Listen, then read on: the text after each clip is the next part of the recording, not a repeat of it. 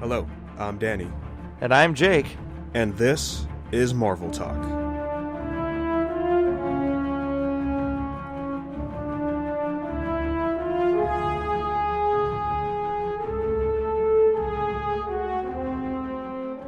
Welcome, everybody, to a brand new sensational episode of Marvel Talk here.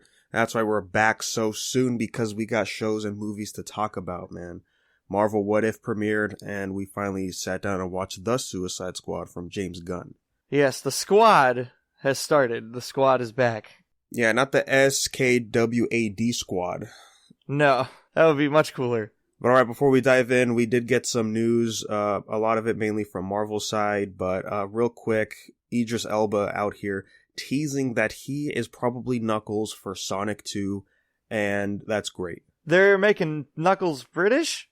Unless the Idris Elba does an American accent, but yeah, as far as I can tell, it looks legit. The poster looks legit. I think Idris Elba works. Like, I think he'll be able to fit the vibe pretty good. Yeah, I think you'll have a fun time with that one. It makes me really hope him and Ben Schwartz get to be, like, in the sound booth together and, like, do stuff. Like, that would be hilarious, like, if that happens. Yeah, it's always fun seeing cast members next to each other when they're recording. Can you imagine just Ben Schwartz reacting to Idris Elba saying things? Like, oh, hilarious. Yeah, because I could guarantee you, for What If, they probably did not share a booth. No, I have a theory about that that we can get into when we get to it. I mean, I guess mainly because of quarantine protocols and stuff too, right?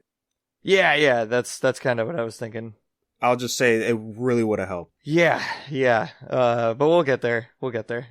Yeah, so that was pretty much it for non-Marvel stuff. I didn't really see anything for DC.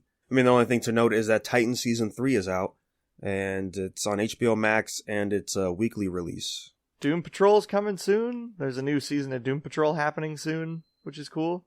Yeah, I like that trailer. Yeah, the trailer was cool. I really got to catch up on Doom Patrol. I watched the first episode, and then I was like, this is great, and then I just didn't watch the rest of the season. So I got to hop back on that train, because it's really good. But let's move on to Sony's Marvel stuff here.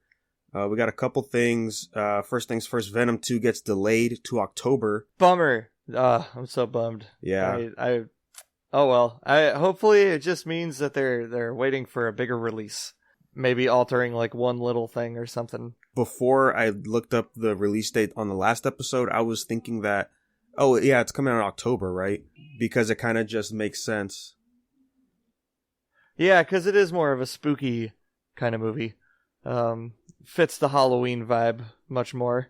Yeah, honestly, it makes sense, especially with Carnage, you know? Like, yeah. It's not Halloween weekend, it's like the middle of October. Forget the actual date. That's still pretty good. It'll be playing through at least. Yeah, October 15th, so right in the middle.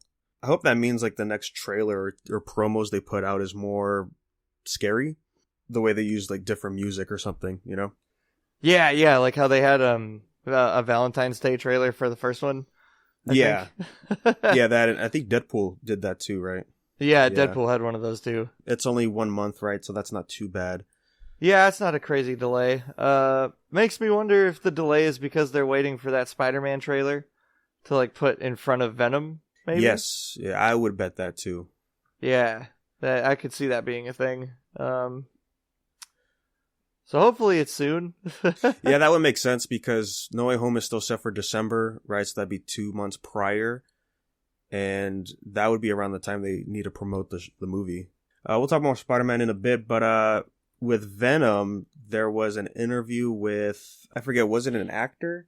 That was on Morbius. Oh, yeah, so the director for Morbius was in an interview, and he was mentioning some of the cast members, and one of the names was Tom Hardy. Yes, that's right, because he was talking about the casting call sheets or something like that. So I wonder if it might just be Eddie Brock trying to get a scoop for an article, maybe? Could be. Like maybe he shows up in like just a scene as like a cameo or like near the end or something. Yeah, that's what I would think. Well, either at the end or maybe in the beginning possibly too, with Morbius's rare condition, and probably talks about that and him going on this expedition to try to find a cure. That could be something too. I could see that. Sonyverse needs to connect further, in my opinion. Can't wait to see Kraven on the screen with these two guys. That's all I'm saying. Yeah, I'm definitely excited to see what direction they're going to take the universe if ever Spider-Man shows up at some point, and how that's going to shake things up. And heck yeah, man. And then after we recorded last episode, there was new images for promo stuff for No Way Home. Yes, some leaked images popped up. Leaked, quote unquote. These days, I don't know how much stuff is actually leaked or if it's fake leak, but yeah, because the quality on these images are pretty good.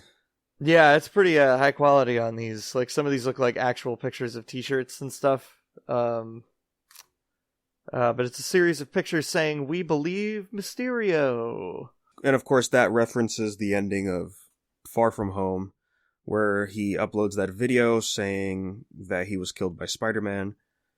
And that is why Peter Parker's on the run. He is a fresh hero, but he was so beloved so fast in that movie. Yeah, I really liked him in that one, so I'm hoping he's not gone for good. Yeah, because he kind of just leaves, right?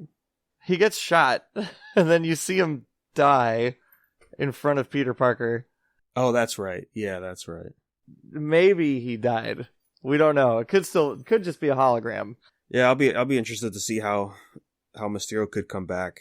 Yeah, and then we got some look at some shots of Spider-Man in the promo art as he's rocking the black and gold with the red gauntlets, and he's shooting the magic webs out of the gauntlets, but it's on top rather than under his arm. Yeah, he's got like the Venom kind of hands going on. I've been seeing some people be like, "This is Marvel's excuse for the black suit Spider-Man," and I'm like, "Oh no." I hope not. Yeah, me too. Yeah. I guess I didn't notice before when we were talking about the suit, unless it's different here in the promo art, but the actual gauntlet on the red parts of the suit, it looks like some stuff that Doctor Strange would wear, right? Kind of like, it has like the same intricate design as the Eye of Agamotto. Yeah, it makes me think it's something he probably gets from Doctor Strange. Because, he's gone through 2 father figures, right? So he's got to go through a third. Yeah, and then, just other shots of just Doctor Strange just being himself next to Spider-Man. Yeah, just jumping through portals and whatnot. They're just using the same photo for most of it. It's interesting he's got the Eye of Agamotto back. I don't know what that's about, but he's got it. So moving on to more MCU stuff, we had a higher quality look at Abomination in Shang-Chi. Yeah, he looks pretty good. He's just looking fantastic. Nice shot from behind a Wong there, too. We got some stuff with Nick Fury. He's on set for the Disney Plus show Secret Invasion. Samuel Jackson posted a photo of the goatee combo, right? The prosthetic stuff to wear. Oh, yeah, that's right. I remember you sending that in the chat. Yep, he's coming back. I don't know who wouldn't expect him to, but it's cool that he's shooting, I guess. Mm-hmm. And then the other news with Nick Fury makes sense is that he is showing up in the Marvels. Yes. Because Captain Marvel's there, so of course he'll be there, because if I had to guess, that's just going to be more Skrull stuff too. And the last time we saw Fury was him hanging out on a Skrull spaceship. Yeah, I could see him coming back in the Marvels first and then showing up in the... Or maybe even Miss Marvel? Like in the last episode to... Like bridge the gap or something, yeah. Yeah, there would have to be some connectivity, right? At least I would hope so. Yeah. I guess a post-credit scene would be the best bet. Yeah, that's what I'm hoping for, I guess. Yeah, I mean, it has to be either him or Captain Marvel herself. Yeah, one of the two. Watch it just be Monica Rambeau. That's all they need. Yeah, they have to tie her in somehow too, right? That's right. But Nick Fury's in all the things, man. He's showing up, so that'll be cool. And then we got some Moon Knight stuff going on. The first confirmed thing is that Sharon Carter's going to be in there. Yeah, I heard about that. So that's cool. I guess she's probably going to be the power broker or whatever. Yeah, she's still going to be playing that role while she's back in the States, right? That's where we saw her at the end of Falcon and the Winter Soldier. We got that reveal. Sam kept his promise and was able to bring her back to the States. Okay.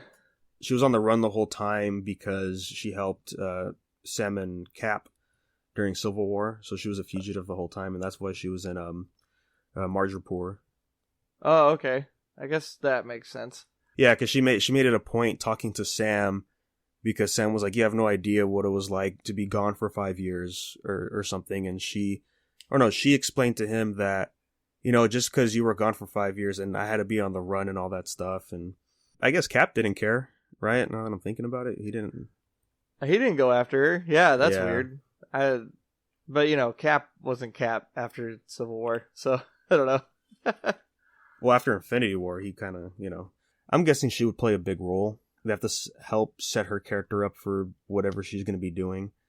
Like if she's going to be with like Cannonball Ross or something going forward. Or maybe with U.S. Agent and Yelena. Oh, like Madam Hydra stuff? Like maybe she'll be on that side? Mm-hmm.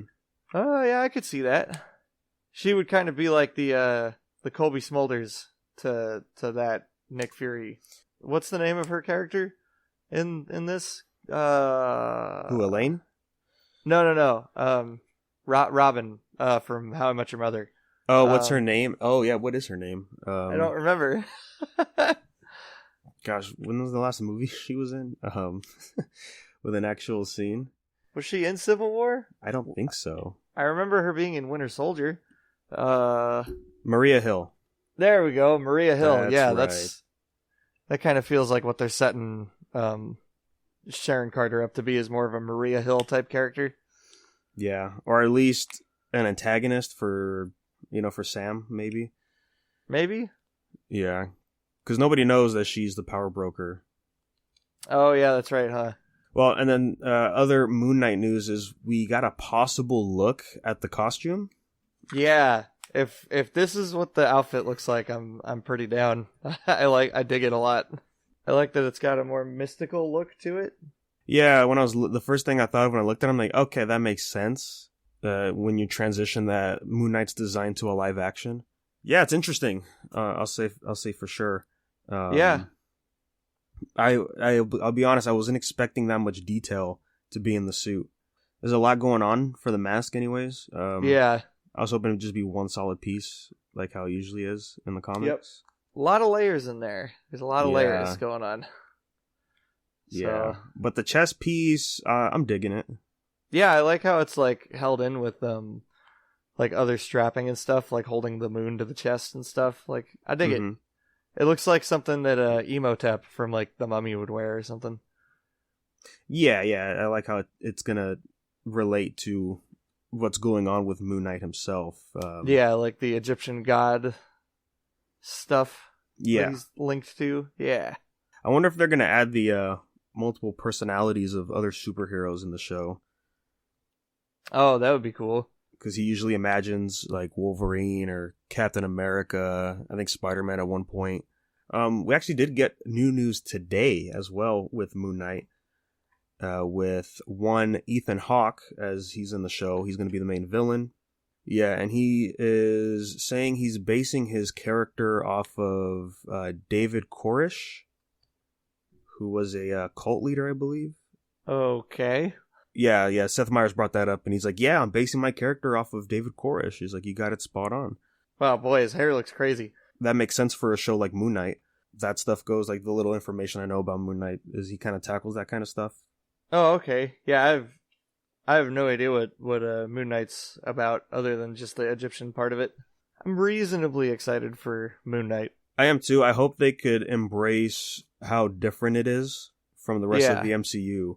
That's my biggest thing, because if it feels too samey, then, it's just another thing Marvel dished out that's probably going to be all right. Yeah, I could see Moon Knight falling into the trap of just being the same as, like, Falcon and the Winter Soldier in terms of, like, the combat and stuff. Like, it could go that direction, and that would be a big bummer. I mean, I hope the choreography will be good since he's all masked up. That's just going to be stunt doubles majority of the time. Yep, that'll be cool. I'd be pretty down for that if it's a little bit more off the beaten path for what Marvel normally does. Who's making it? Jeremy Slater. Okay, one of the directors on it did stuff like Synchronic, which is... He was the cinematographer for a bunch of stuff. Mohammed Diab is another guy working on it who's done a lot of foreign films. And then Justin Benson, Okay. who has also worked on... Oh, he worked with Aaron Moorhead. Okay. So Justin Benson and Aaron Moorhead did a lot of stuff. Jeremy Slater worked on The Exorcist TV show. He worked on The Lazarus Effect, Death Note, the Netflix Death Note. Do you see what else this guy wrote? Fantastic Four. Yes. Heck yeah, buddy. As well as he was on Umbrella Academy as well. Wow. He was the writer for all this stuff. Interesting.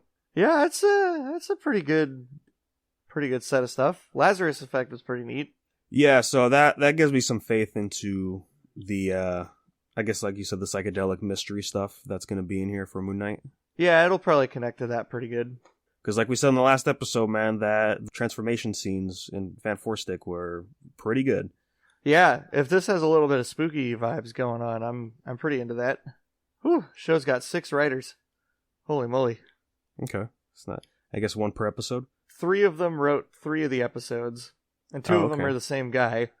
What? I don't know why he's listed separately on here. 1 episode is written by Jeremy Slater. I would probably guess is the first episode. Yeah, I would say the pilot, yeah. Yeah, and then the other ones are probably done by Mr. Doug Moench and Don Perlin here. Oh, hey, this Doug Moench guy has written for a ton of DC animated stuff. Oh, really? Yeah, like Batman Ninja, Batman Bad Blood. Looks like some Batman fan movies too. He helped with Injustice, the game. So he's got a pretty good track record with comic book stuff. What about Don Perlin? Oh, and Don Perlin is the guy who wrote Bloodshot, the movie. Okay. That's an interesting group of people behind this show. Yeah, so we're getting early 2000 comic book vibes coming I in mean, here? I'm not going to say no to that. The costume definitely gives off that vibe. It does, right? Yeah. Yeah, there's some early 2000s aspects to that suit. Okay. Well, yeah, they're thinking early 2022, mainly because Hawkeye's in November, and I forget how many episodes that is, but it's going to leak into December to end the year off.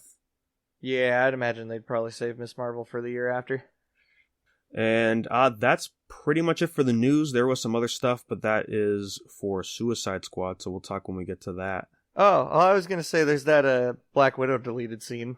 Oh, Not much. Not crazy. I heard there's 8 more happening. There's going to be like 9 deleted scenes from Black Widow that are going to get released soon. I don't know if it's through Disney Plus or if it's through something else. Like the Blu-ray? Yeah, like the Blu-ray or something, but apparently there's going to be 9 deleted scenes, which I'm like, if any of those are character development for Taskmaster, I'm going to be so mad. It's going to be disappointing, yeah. Yeah. Yeah. Because that's, wow. That would suck. That would suck a lot. Yeah, I felt the one we got, which was Natasha already dyed her hair blonde, getting ready for Infinity War. She's on her motorcycle, and she's in a neighborhood. It's the neighborhood from the beginning of the movie. It's where so she goes back. Okay. Yeah, she goes back to the house that she lived in with all the Romanovs at the beginning of the film. Okay. And yeah, so she takes her helmet off. She just kind of looks around. She has this moment, and then here comes these 2 little girls running up to her. I guess they recognize who it is, or they're just doing the bit of, they're one of them is putting her arm forward, and if you look on her wrist, she has the little taser things that the widows have. Yeah, she's got like a little toy version of it or something, which I could see being a thing, like that. At some point, Tony Stark had like toy lines made for everybody. Yeah. If you remember the first episode of Agents of S.H.I.E.L.D. There were action figures of them all in a store. Yeah. Yep, that's right. Yep. So it's totally possible that was the thing. And yeah, so that scene ties into, I think it was Yelena that brought it up, how Natasha's a role model for young girls, even though she murdered a bunch of people or something, right? Yep. Because it's people seeing the good stuff she did rather than the bad. Yeah, and I'm assuming that scene with the girl doing that gives Natasha hope to keep being a better person or something along those lines. Oh, there was more to the chase scene. I just found an article that's got a bunch of details about the deleted scenes. Oh, Here, okay. I'll send it in the Instagram chat. And it doesn't like have any footage from them yet, but it's got all of the descriptions of them and what they're called. Oh, okay. And yes, oh wow, there is another Taskmaster scene inside these scenes. Isn't that cool? That's great. That's really cool. Oh, and then we get more of the widows. Like literally all the things that people asked for after the movie was over. Oh, there's one with Ross. Yeah, there's a bigger General Ross scene. Yep. Okay. Yeah. Oh, it was going to be between Ross and Rick Mason, the guy, the British guy. Oh. Yeah. Okay. Maybe that's the scene where he would have gotten the jet. I guess for Black Widow. Ross wants to help. I guess. I don't know, or maybe just Ross is interrogating him or something. I don't know. Yeah. So these came out of the digital release, which was the other day for the movie. That makes sense. Okay. Yeah, those deleted scenes weren't as much as I was hoping. Yeah, I mean the scene with Taskmaster was literally nothing. Yeah, it's just Taskmaster walking out of a room. And I'm pretty sure that's the guy in the suit, not her. Of course. Yeah. Okay, yeah. So all those scenes, it was just to trim the fat. Yeah. To get that runtime. Yeah, those like, were as not low as meaningful possible. deleted scenes. The only good one is the first one, where it's Natasha at the house at the end of the movie. That's the only one I would have kept in. That's it. Yeah, I would have kept that. Yeah, I'm guessing that would have been there instead of the Quinjet scene. Yeah, I think so. Either that scene or the Hawkeye promo post-credit scene. Oh, like that would have been a post-credit shot? Yeah, I could see that. Yeah. And I think with that, we can talk about something a little bit further, a little bit crazier. We can talk about the what if. Let's dive in, man. Marvel's What If premiered with the first episode. Eventually, they dropped the episode list so that way you know what's going on, because as we find out in the first episode, it looks like each episode is just going to be about one specific character instead of just shuffling through. Yeah, which kind of makes sense, like as if like in a comic book format, each issue is just going to focus on one person. I think we'll see crossover throughout the series, but the way these are all titled,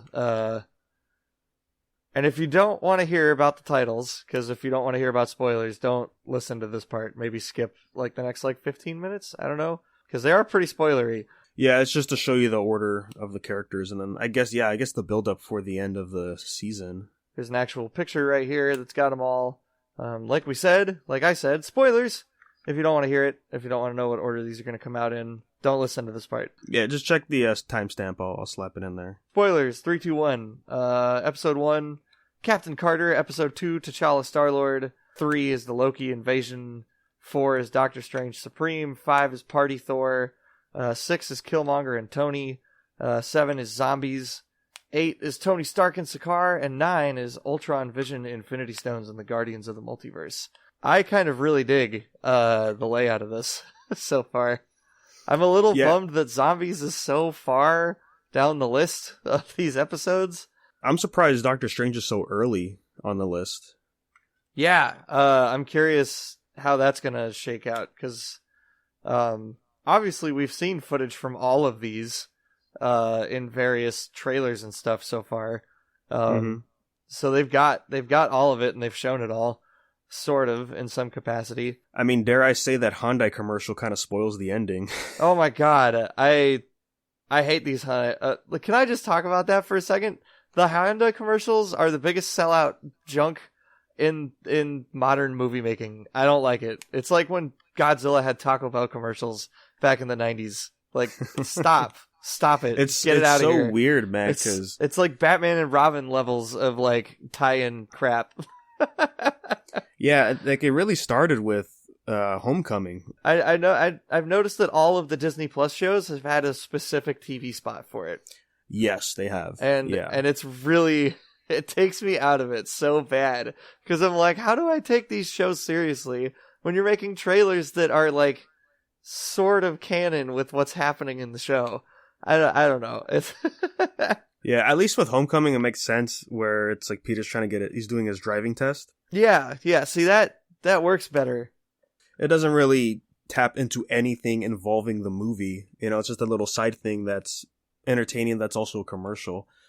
But here in this Hyundai commercial for What If, like, this looks like the last episode of the show. Yeah, especially because Uatu's actually doing something. You know, like, Yeah. I was like, that's a lot. You're showing, and there's Ultron robots everywhere, and Imagine if this is an actual scene because, as it says, it's Party Thor. oh right? my god, like he actually So- goes and gets a Hyundai and just says, "Look at this Hyundai entourage" or whatever.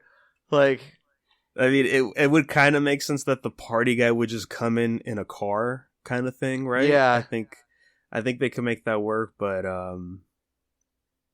probably not, right? Because I mean, even the Loki Hyundai commercial, it looked like it was on set yeah, for some like, of that stuff. like they definitely shot it like within the realms of the series. You know what I mean? Like, Yeah, it's so weird, man. Like, what year are we in? I don't know.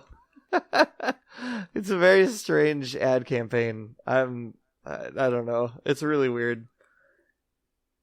It feels like Marvel had to do it just to get extra money for their shows. Yeah. Sort of. Like, Oh, that's right. He's still in New York during Endgame, and he steals a car. He puts the Tesseract on the passenger seat. Oh my god. Ah, that's great. That's right. I remember that one. Oh, the WandaVision one was when she was still in the black and white episodes, and then she transforms like the 50s car into the new Hyundai. Oh yeah, that's right. Everything goes to color. It's the only time you get to see her black and white outfit in color, which is kind of interesting. Yeah, aside from like the blooper stuff. Yep. Why would Loki get a car? Yeah, he just steals a car and just drives off. Yeah. Oh, and then Falcon just rolls over the hood but doesn't stop Loki. Oh, wait. I guess they're different ads. Okay. Yeah, the Falcon one's for Falcon Winter Soldier, I guess. Yeah, it just, the way this was cut, it made it look like it was all part of the same ad. Yeah, well, the Falcon Winter Soldier one's set in like a downtown area too. Right. Oh, yeah, that's why it gets really weird. Yeah. Oh, I do like the early parts of the Loki one though, because he teleports into like a museum, and Yes. Yeah. and he's like looking at like a saber-toothed tiger, which is really funny. Well, back to What If, right? Yeah. Yeah, it's so weird that we're getting that commercial to possibly spoil the finale as we see majority of the cast members there. Well, I guess like what, 3 or 4 of them. Yeah, there's T'Challa, Star-Lord, Evil Doctor Strange, Captain Carter, and Party Thor. So we get like 4, and then obviously the Watcher. I think Tony Stark and Sakaar is going to be interesting. How exactly he gets there. I wonder which point in Tony's life is that going to be in. Yeah, I don't know, because I'm not sure if it's going to be linked up to Tony Stark and Killmonger now, because that happens before that, right? Like, yeah, Killmonger and Tony's 2 episodes before that. yeah. So I don't know how that's going to link up. There's some interesting pictures down here in the bottom part too. Like, who's the pink lady? Like on this, like in the slides with all the episode titles. Like, there's a picture of like a lady who's pink. Let me pull that back up. I guess that might be the lady who helps out the Collector. I don't know. Yeah, I think it is, right? Probably. Because the Collector's in the show. Probably going to be with the T'Challa episode. I see T'Chaka. Yeah, T'Chaka's in there, which is kind of interesting. And then you got Zombie Hawkeye up there. T'Chaka's Black Panther suit right next to him. That's interesting. What's interesting is we do get the shot of Tony with the arc reactor still as he's building his first suit, it looks like, which that can't be the Killmonger episode. The rocket doesn't blow up in his chest, so he doesn't need he doesn't have the shrapnel there. I'm curious though if that's like an opening of the episode shot to be like, ah yes, he was like this in the previous timeline and now something's different. Yeah, maybe there is just a different way for him to become Iron Man. Yeah, that's kind of what I'm thinking. All right, so let's get out of this and go ahead and dive into the first episode, which is Captain Carter. Lucky enough, these episodes will be 30 minutes, not like the 9 or whatever we were saying last time, right? That was speculated. Yeah, I'm really happy these are at least a half hour, because if they tried to do Captain Carter in 9 minutes, it would not work. I thought the episode was all right. There was some nice stuff in there, but it was definitely two things that hurt it the most was the pacing and the voice acting. Both of those things were terrible. The speed at which this thing went by was too fast, which made all of the dialogue sound really weird. And then the voice acting did not help. I don't know if they just didn't have a good vocal coach or what the deal was. I have no idea, because these are obviously all good actors that are in this, because they're all the movie people. But I have a feeling they recorded all of this in their houses during COVID. Yeah, I guess they would record from home. Right? Yeah, they just set up a sound booth in your house, find a little closet, pad your walls in there, and you're good to go. Yeah, this is just a classic case of actors not really understanding how voiceover works. And I think it's interesting that Captain America sounds great. Steve Rogers sounds really good because he's voiced by an actual voice actor. Yeah. And not voiced by Chris Evans, which I think is really funny because he sounds just like Chris Evans. Yeah, he does a decent job at trying to capture Chris Evans, but also do his own thing with it at the same time. Yeah. I think he nails it pretty good. I appreciated it, but at the same time, I was thinking, like, this is so weird because they got almost everybody else. Of course, like, Tommy Lee Jones isn't there. It's a different actor. It's a different character, probably. You get Haley Atwell. Stanley Tucci shows up, and he's only in there for, like, literally one scene. Sebastian Stan. I think it's really funny. They show Tommy Lee Jones' character for a second, and then he dies before he gets to say anything. Like, he's there for a second, and then he gets shot. And I'm like, there you go. Don't pay him to come back. But yeah, going through it, I was thinking, wow, how come we didn't get, RDJ or Chris Evans back? I mean, those are the two that pop up the most. I don't know about the other characters, but just watching the intro credits roll and just seeing all those names, I was like, man, that's crazy that I guess he just doesn't want to do it. I would imagine it's both. They're probably the top two most expensive people to get out of anybody from the MCU. Like, they're the top two main dudes. Like, they probably still have Chris Hemsworth on some weird contract deal to keep his prices down. But everybody else, no. Expensive. Yeah, well, they haven't casted Thor yet, at least not on IMDb. Oh, they haven't said who Thor is? Because he sounds a lot like Chris Hemsworth. So far, we have T'Challa, which is, of course, Chadwick Boseman. That's like one of the last things he did. Haley Atwell, like we said. Nick Fury is Samuel Jackson. Howard Stark is the same guy. Yeah, Dominic Cooper came back for this. Yep. That's crazy. And Dominic Cooper sounds terrible. I don't understand why his voice sounds so bad.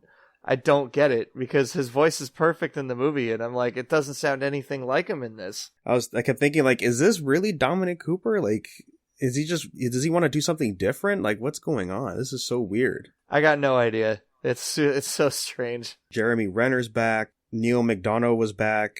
Michael Rooker is back as well. Oh, is Yondu? Yeah. Oh, Sean Gunn's back too. Oh, nice. See, I feel like Michael Rooker and Sean Gunn are probably going to be really good voiceover wise. Yeah, I think they'll do a good job. Yeah, they've both done stuff. Some of this is very hit or miss. Yeah, they brought Toby Jones back to do Dr. Zola as well. Oh, cool. Yeah, he sounded good. They don't have Digimon's back. Yeah, we heard that in the trailer. They don't have Red Skull on here.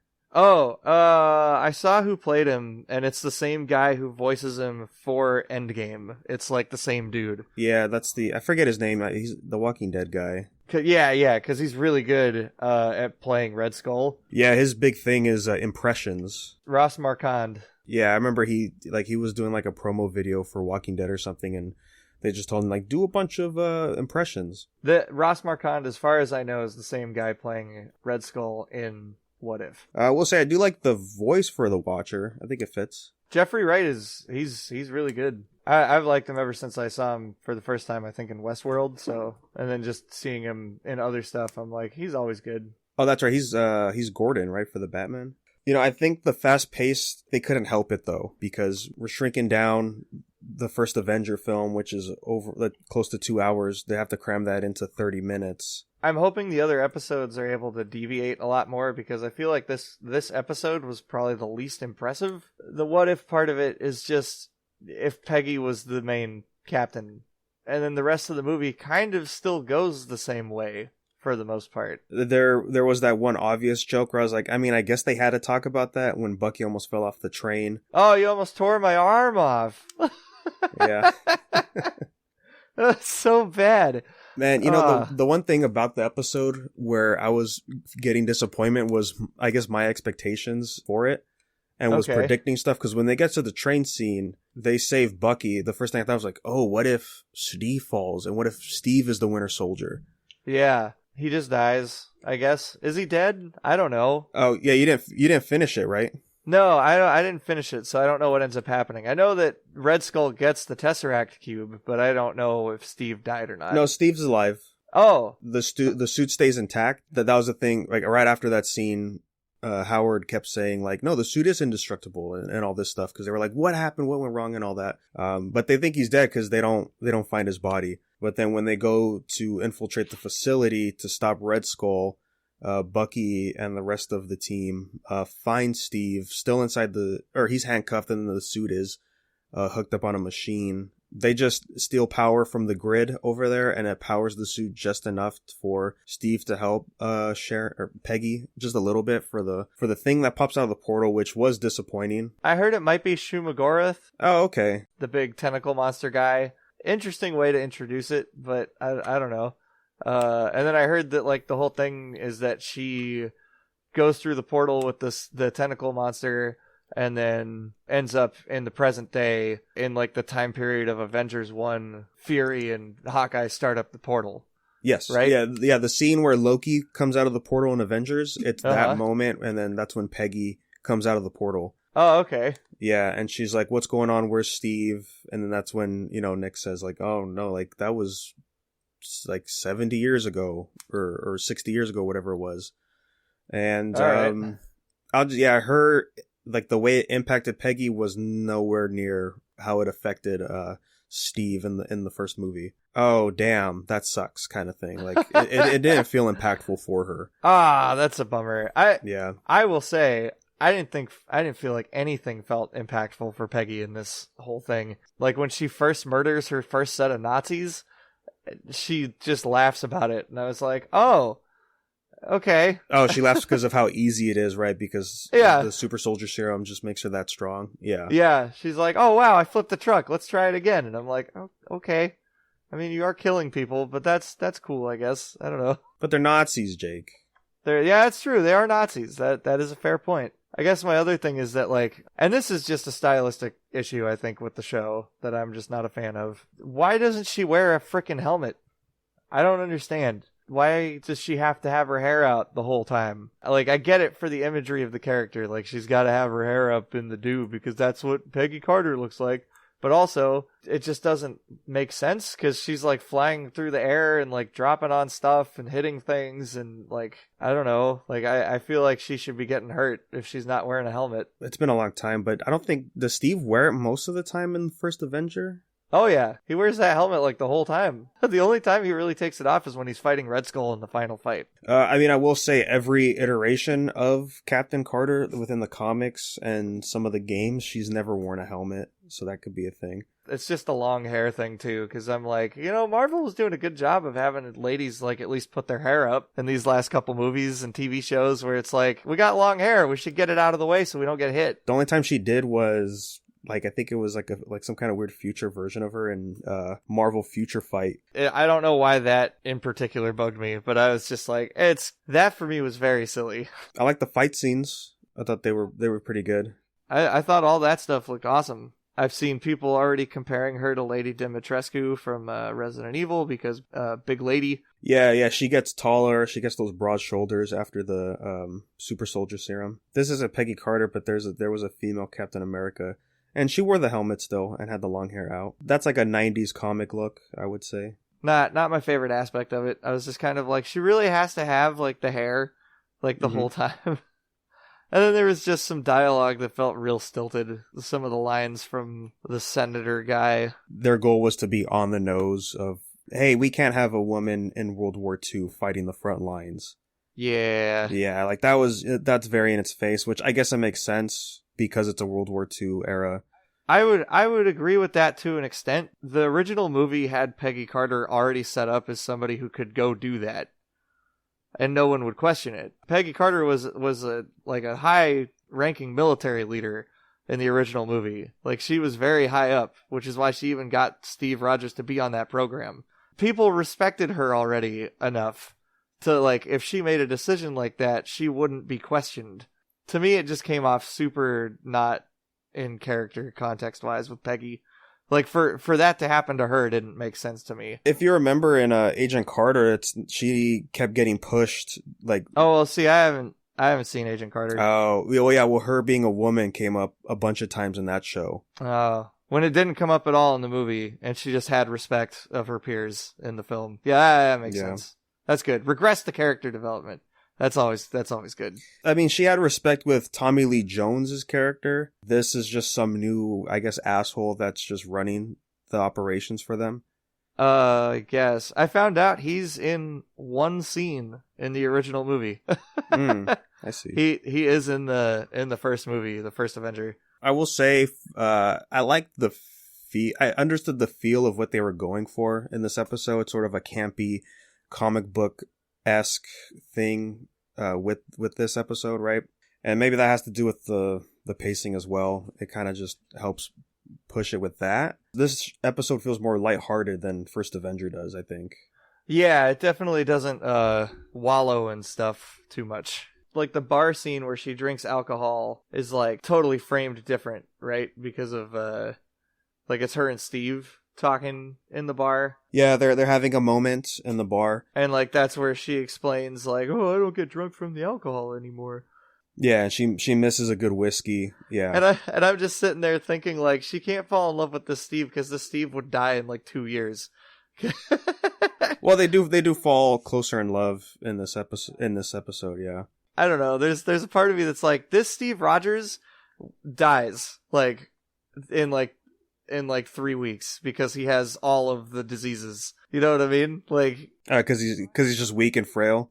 Yeah, well, Steve Rogers without the serum, like, canonically has like 5 different medical problems. Like, oh yeah, what was it? He has like asthma. Yeah, let me pull it up because I'm like, this Steve Rogers would not survive. There we go. Steve Rogers medical conditions. We got asthma, scarlet fever, rheumatic fever, sinusitis, chronic or frequent colds, high blood pressure, palpitation or pounding in heart, easy fatigability, heart trouble, nervous trouble of any sort, has had household contract with tuberculosis, and parent/sibling with diabetes. Yeah. Like, this Steve would not survive like another 3 years without the serum. I'm sorry. Like, there's no way. Like, yeah, that's definitely something they didn't think with this one. No. They forgot about Steve having medical problems being a part of why he goes to all the trouble of doing this. I mean, to be fair, I think a lot of people don't remember that. No, I don't think so either. They just remember him being skinny. Yeah, I get that, but the other part of it is that, like, he's doing this because he probably won't live very much longer anyway, so why not try it? I don't know. Like, there's a whole other aspect to that. I like this other one. That's it's the document card of his info from Disneyland, where it says Skinny Steve pre-serum. His weight is 95 pounds. He was 5'4", and his ailments include asthma, scoliosis, fallen arches, heart arrhythmia, partial deafness, stomach ulcers, and pernicious anemia. You know, they could have just left it with asthma and they wouldn't let him go anyways. Right? Yeah, just to add all of that extra stuff is wild. It's crazy. Like, I love that it's just got to be like, he's got like 1,000 things wrong with him. There's all these posts of Steve, why are you even leaving the house? Like, there's no, it doesn't matter. It's a what if show. Maybe in this universe, he doesn't have all those problems or something. Yeah, I mean, like I said, it's just probably something that ain't crossed their minds. Yep. And I guess it's a good thing that Peggy Carter was a righteous person at heart, or so that she didn't end up like Abomination in Red Skull. If her being a woman wasn't a problem, she could have been chosen, kind of thing. I guess. I suppose, yeah. Like you said, nothing too different about the show.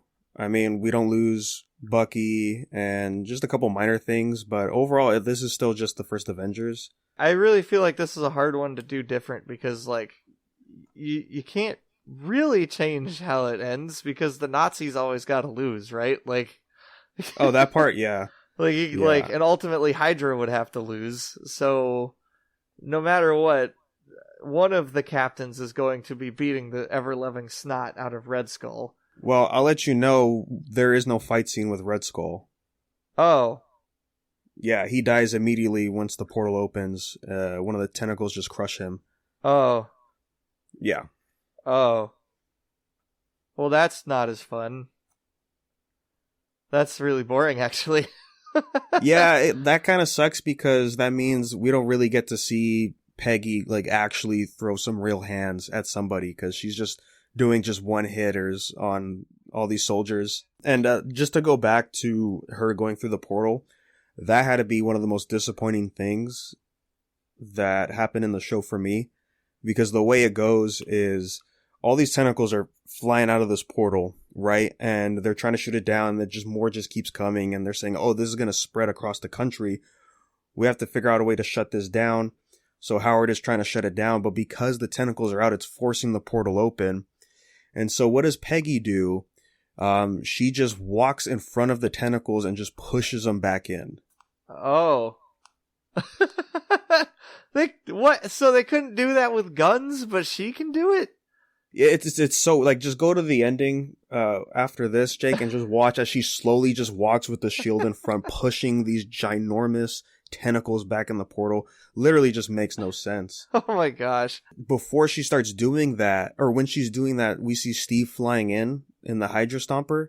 Uh-huh. And I was thinking, oh, are we still going to lose Steve? Is he going to use the suit to push the tentacles? Because at least that makes more sense. Okay, hold on. I'm pulling it up. Yeah, go ahead and pull it up. Background. Because I got to see how goofy this is. The Hydra Stomper doing that would make way more sense. And then that would be kind of interesting because then Steve would still end up in present day rather than Peggy. So even though it's a what if Peggy becomes the thing, like there's still like a bit of like Steve is the one who ends up in the present day. Yeah, like we'll still get an older Peggy Carter, but because she has the serum, she doesn't age as much, I guess. Yeah. And then like there could even be a thing of like, oh, well, he still does become Captain America just later. Okay, they charge up the suit. Steve flies out. There's Howard Stark messing with... Oh, tentacle monster. Okay, he's turning the portal off. It's sucking the thing back in. She's getting sucked in with it because it's got her. Hydra Stomper. Oh, and then he gets smashed into a wall. Okay, so Steve flies all the people out. I like that she uses a sword. That's cool. Yeah, that was cool. That's because that's the Captain Britain thing. Like, Captain Britain gets a sword, so that's cool. Oh my god, are you for real? She's just pushing it with the shield. Yeah, it literally just makes no sense. And then Steve runs out of power. That makes no sense. Why would that affect the monster at all? What? That's so silly.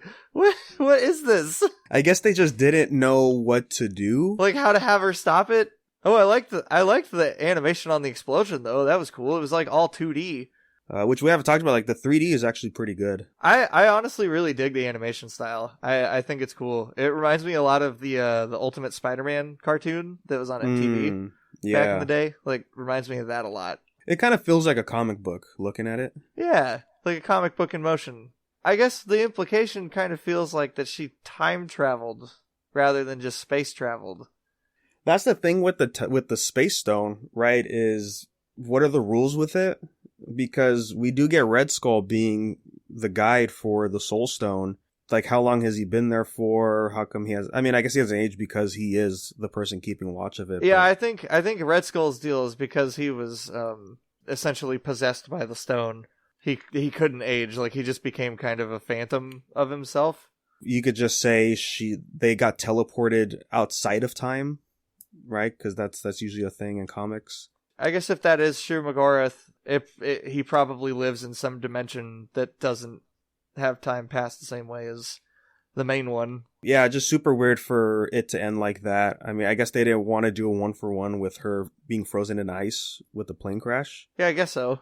I liked the Hydra Stomper and the way it uses Tesla-style beam that shoots out of the gauntlets. I thought that was a cool touch for it. It's sort of similar to the energy guns that Hydra comes up with in the main timeline. Yeah. I was kind of wondering if they were going to try and do something where like the government guy's trying to get the Tesseract to build his own weapons or something, but that doesn't ever come up. Well, because they infiltrate Hydra before they could start working on that. Well, no, I mean like the U.S. government. I was curious if they were going to have like an opposite where the U.S. government gets a crazy upper hand just from them having the Tesseract cube. But they don't do anything with that. They just throw it in an Iron Man suit and that's it. Yeah, that's just the arc reactor for this Ironmonger suit. Yeah. I don't know. I guess that's somewhat historically accurate because Germany were the people willing to actually experiment on shit, whereas America was like, we don't want to. Oh, look at this. I'm looking at some art from the show, and Peggy does wear a mask with the suit in this shot right here. Yeah, I've seen that. I saw that concept image. That's similar to what I was saying earlier with the female Captain America. And that's fine. They could have kept that. I think the hair is just obnoxious. It's just, yeah, I mean, you gotta keep it in there, I think. I think she would still be iconic looking without needing the hairstyle, but that's just me. But that's also like a very comic book thing. Yeah, to just have the hair be perfect every shot or whatever. Well, also to have it out wearing the suit. I mean, look at Jessica Drew. Yeah. For her OG 90s outfit, that's all it is it's Spider-Man, but her hair is out. Yep. Even Laura Kinney, when she's all new Wolverine, she wears the cowl, but like she still has the hair sticking out on the bottom. Yep. And then in this new weird crossover thing they're doing, like she's just wearing a mask and you can see all of her hair. And it's like, yeah, that's just a thing that comics like to do. But yeah, again, overall, I think it was all right. Yeah, tonally, I liked what they were doing with it. Again, giving it like that comic book campiness to it with the humor and all of that. As well as the dialogue. Dialogue was, I mean, it's not the best, but if it was going, it fits with what they were going for. Yeah, other than that, I'm just looking forward to the other episodes to see, like you said, how different they're going to be compared to the original source from the MCU. Because again, I kept thinking of things that like maybe something's going to be different. You know, like who's going to pop out of the portal? Is it going to be like something left field that Peggy's going to have to fight? You know, I was thinking like, well, it would be cool if it was Beta Ray Bill because I just want to see Beta Ray Bill personally. God, if Beta Ray Bill ever pops up in this, I'm going to be so happy. That would be just something. Put Beta Ray Bill in something, please. Maybe in Party Thor, they just hang out. It gives me the same feelings as I've had with every Disney Plus show up to this point, where I think it's just okay. I just really hope that the voice acting will be much better. Pretty telling that the person they've shown the most footage of so far is T'Challa, and his voice is pretty good in most of the commercial stuff.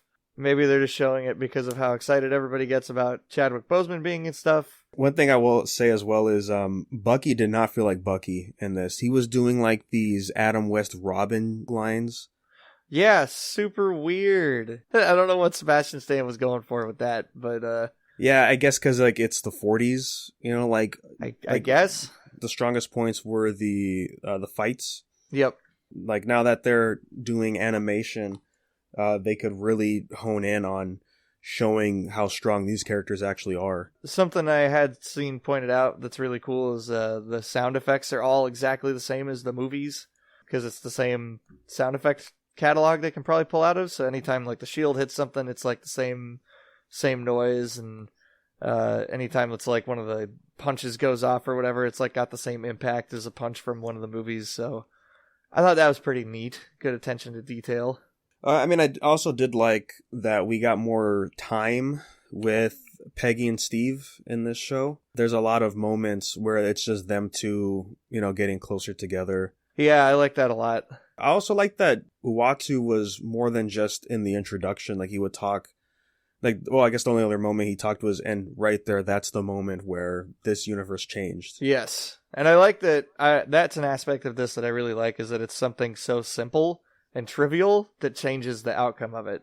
I don't really remember how that changed the outcome of it, like with Peggy being in the room. Well, she stopped, because remember, they get attacked after Steve gets the procedure done, and the Hydra guy was going to detonate it before it happened, which ended up happening, and that killed Stanley Tucci's character and a bunch of other people and then he shot Steve and all that stuff. So that just happened sooner than later. That's like really the biggest difference out of it. I guess I just don't really know how her being in the room influences that. It's because she catches it. Oh, like she sees the guy with the explosive? Yeah, she sees him holding something, and then she looks on the floor and sees the explosive, but she doesn't react in time, but she's there. I guess, yeah, she stops. The guy shoots Steve, but then she's able to stop him after that. And then she's like, well, I'm the only one able to hop in. But how does he get stopped from doing the lighter in the original? No, he doesn't do that in the original. He just shoots Stanley Tucci and then steals more of the serum. Okay. I guess I'm confused about how her still being there changes stuff. I guess if she wasn't in there, they would have just lost the Super Soldier Project altogether. I guess, yeah. Because there was nobody else in there to do it. I guess I need that connective tissue of like, how does her being there influence the guy to use an explosive rather than just shooting a guy? Does that make sense? Okay, I get that part, yeah. Yeah, because, okay, so I'm watching the scene from the original movie. Holy crap, he doesn't even become Captain America until a half hour into this movie? Holy moly. Yeah, a lot of setup with wow. all the characters, yeah. That's why I like that movie so much. It's so good. It's a great movie, yeah. I was thinking of rewatching that. They really take their time with it. I always appreciated this movie for doing that, like really getting deep into the characters. I will say the lack of blood in the What If is very apparent. Oh yeah, people get shot and nobody bleeds. Oh, okay, Peggy's up here in the viewing room. Oh, what's different is everybody who's viewing it in the What If show, it's not just her that stays down there, it's everybody stays down there. That's not like a small change, that's like a huge change. Like, that's way bigger. I mean, they would have to be down there for her to stay down there, too. I guess.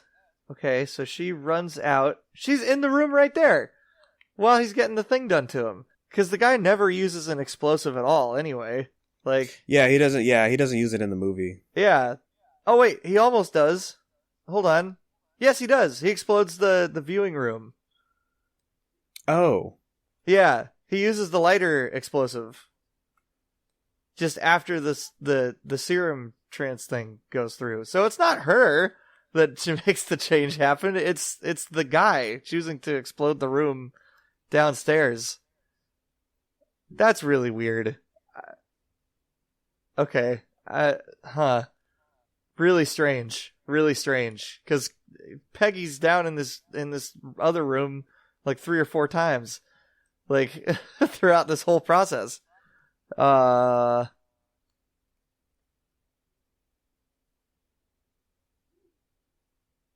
also, yeah, like, guess... what's the point of him taking the lighter out and blowing up the viewing room now that everybody's downstairs? Like, that seems so... Yeah, what is the point of that? Yeah, that doesn't make any sense. Like, I guess, but him shooting a bunch of people is a pretty good distraction. It's because he's right next to where the serum is. He does that to distract everybody so he can grab it. But then he shoots the doctor. Yeah. So he can't replicate it. Yeah. Yeah. That's what it is. I mean, I think it's safe to say that What If isn't a 1-to-1 of the movies until the changing point. That whole bit in What If is totally different. Like, the whole bit of, like, how they do that whole scene is totally different. Yeah, it definitely is. You know what I mean? Like... It's similar enough to get the idea across of... I think it's just there to have Peggy be there, so that way she could just be the one to get the procedure done. Yeah. Okay, because they put him in the machine, just like in the movie. I mean, honestly, I'd argue the What If one kind of makes more sense for the bomb placement. Yeah. Because he's destroying their work, killing the doctor, and then he could go run and get the serum. Like, it makes way more sense how that plays out in terms of the What If. In the movie, I'm like, wow, that totally doesn't make sense. Like, why would he wait to detonate that room until the last second? Until after, like, the experiment succeeds. Oh, I guess, like, it would make more sense for him to want to see it succeed first. Oh, in the movie, yeah. Yeah, like in the movie, like, he's got to know that version of the serum is the good version of the serum. Because Red Skull, he's the first failed experiment, right? Yeah, like, he's the original experiment, and he was a failed version. But I think the serum was still right with Red Skull. It reacted with him different because of who he was on the inside. I think that was like the implication of okay. it, is that, Yeah, Erskine had already figured it out, but Red Skull was just the wrong person to give it to. There's a quote from the executive producer. She has an amazing story to tell with just that one little element shifted, and we knew that we'd be able to challenge the character in ways that were born of that time in that era. If all of a sudden the sole super soldier on Earth was a female hero. They don't really dive into any of that. Literally just the back and forth between her and her superior saying like a woman shouldn't be on the battlefield, and then she proves herself the one time. And then there's like one other line of dialogue about it when she talks to Steve in the bar, and she's like, oh, I've never had a voice in the room. And I'm like, but you have. You've had a voice in the room the entire time you've been in a military career. You're like one of the top leading people in this group of military personnel. What? So they chose this episode first to get the audience more comfortable and get them used to the water before we throw them into the deep end, explaining that this is close to the canon of the movie, which I guess makes sense, like ease into the differences before we get to the really crazy stuff at the end, I guess. I suppose. I don't know. I feel like this show, like just based on the concept, is like, I think you can go full crazy with it right off the bat. Also, I think it's funny that they reproduce like the scene of like Steve punching a punching bag and busting it, like with her being mad about a guy. Yeah, the shot where he gets in the present day. Yeah, the present day shot where he's like having the PTSD flashbacks. Also, there's another part of this that's like, I just thought about it. Oh, they don't have a gratuitous chest touch scene like they do in the original Captain America, where she comes up and gratuitously touches his chest after he's huge and comes out of the machine.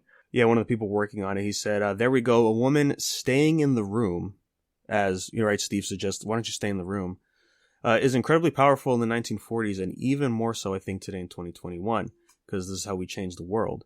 And all I have to say is that, yeah, staying in the room is incredibly powerful in the 40s, but like we were saying, like she had that kind of respect for the most part in First Avenger. Yeah, she already had it. Like, this is not the character to do that with. Like, again, I haven't seen her in a long time, but I'm pretty sure there is no mention that she's a woman is a problem at all in First Avenger. I don't think it ever comes up once. I think maybe there's one scene where I think it's before Steve meets her and they're talking about Colonel Carter or something, and it's very like androgynous the way they're talking about the person. And then a character meets her and is like, "Oh, you're Agent Carter," and she's like, "Yes, I am." And like that's it. Like that's the most that happens, and then the rest of the movie doesn't care about it. In Agent Carter, like that is brought up a lot, but I mean, again, I don't feel like that fits contextually with how they set her up, though. Like I don't think that fits at all. Like I get trying to highlight that as an aspect of the time period, but like if they've already set up the character in a way where she's fully respected by her peers. I guess the thing for Agent Carter for the show is that she's working with a whole new set of people. Like nobody that she worked with in First Avengers is carried over to what eventually becomes S.H.I.E.L.D. Okay.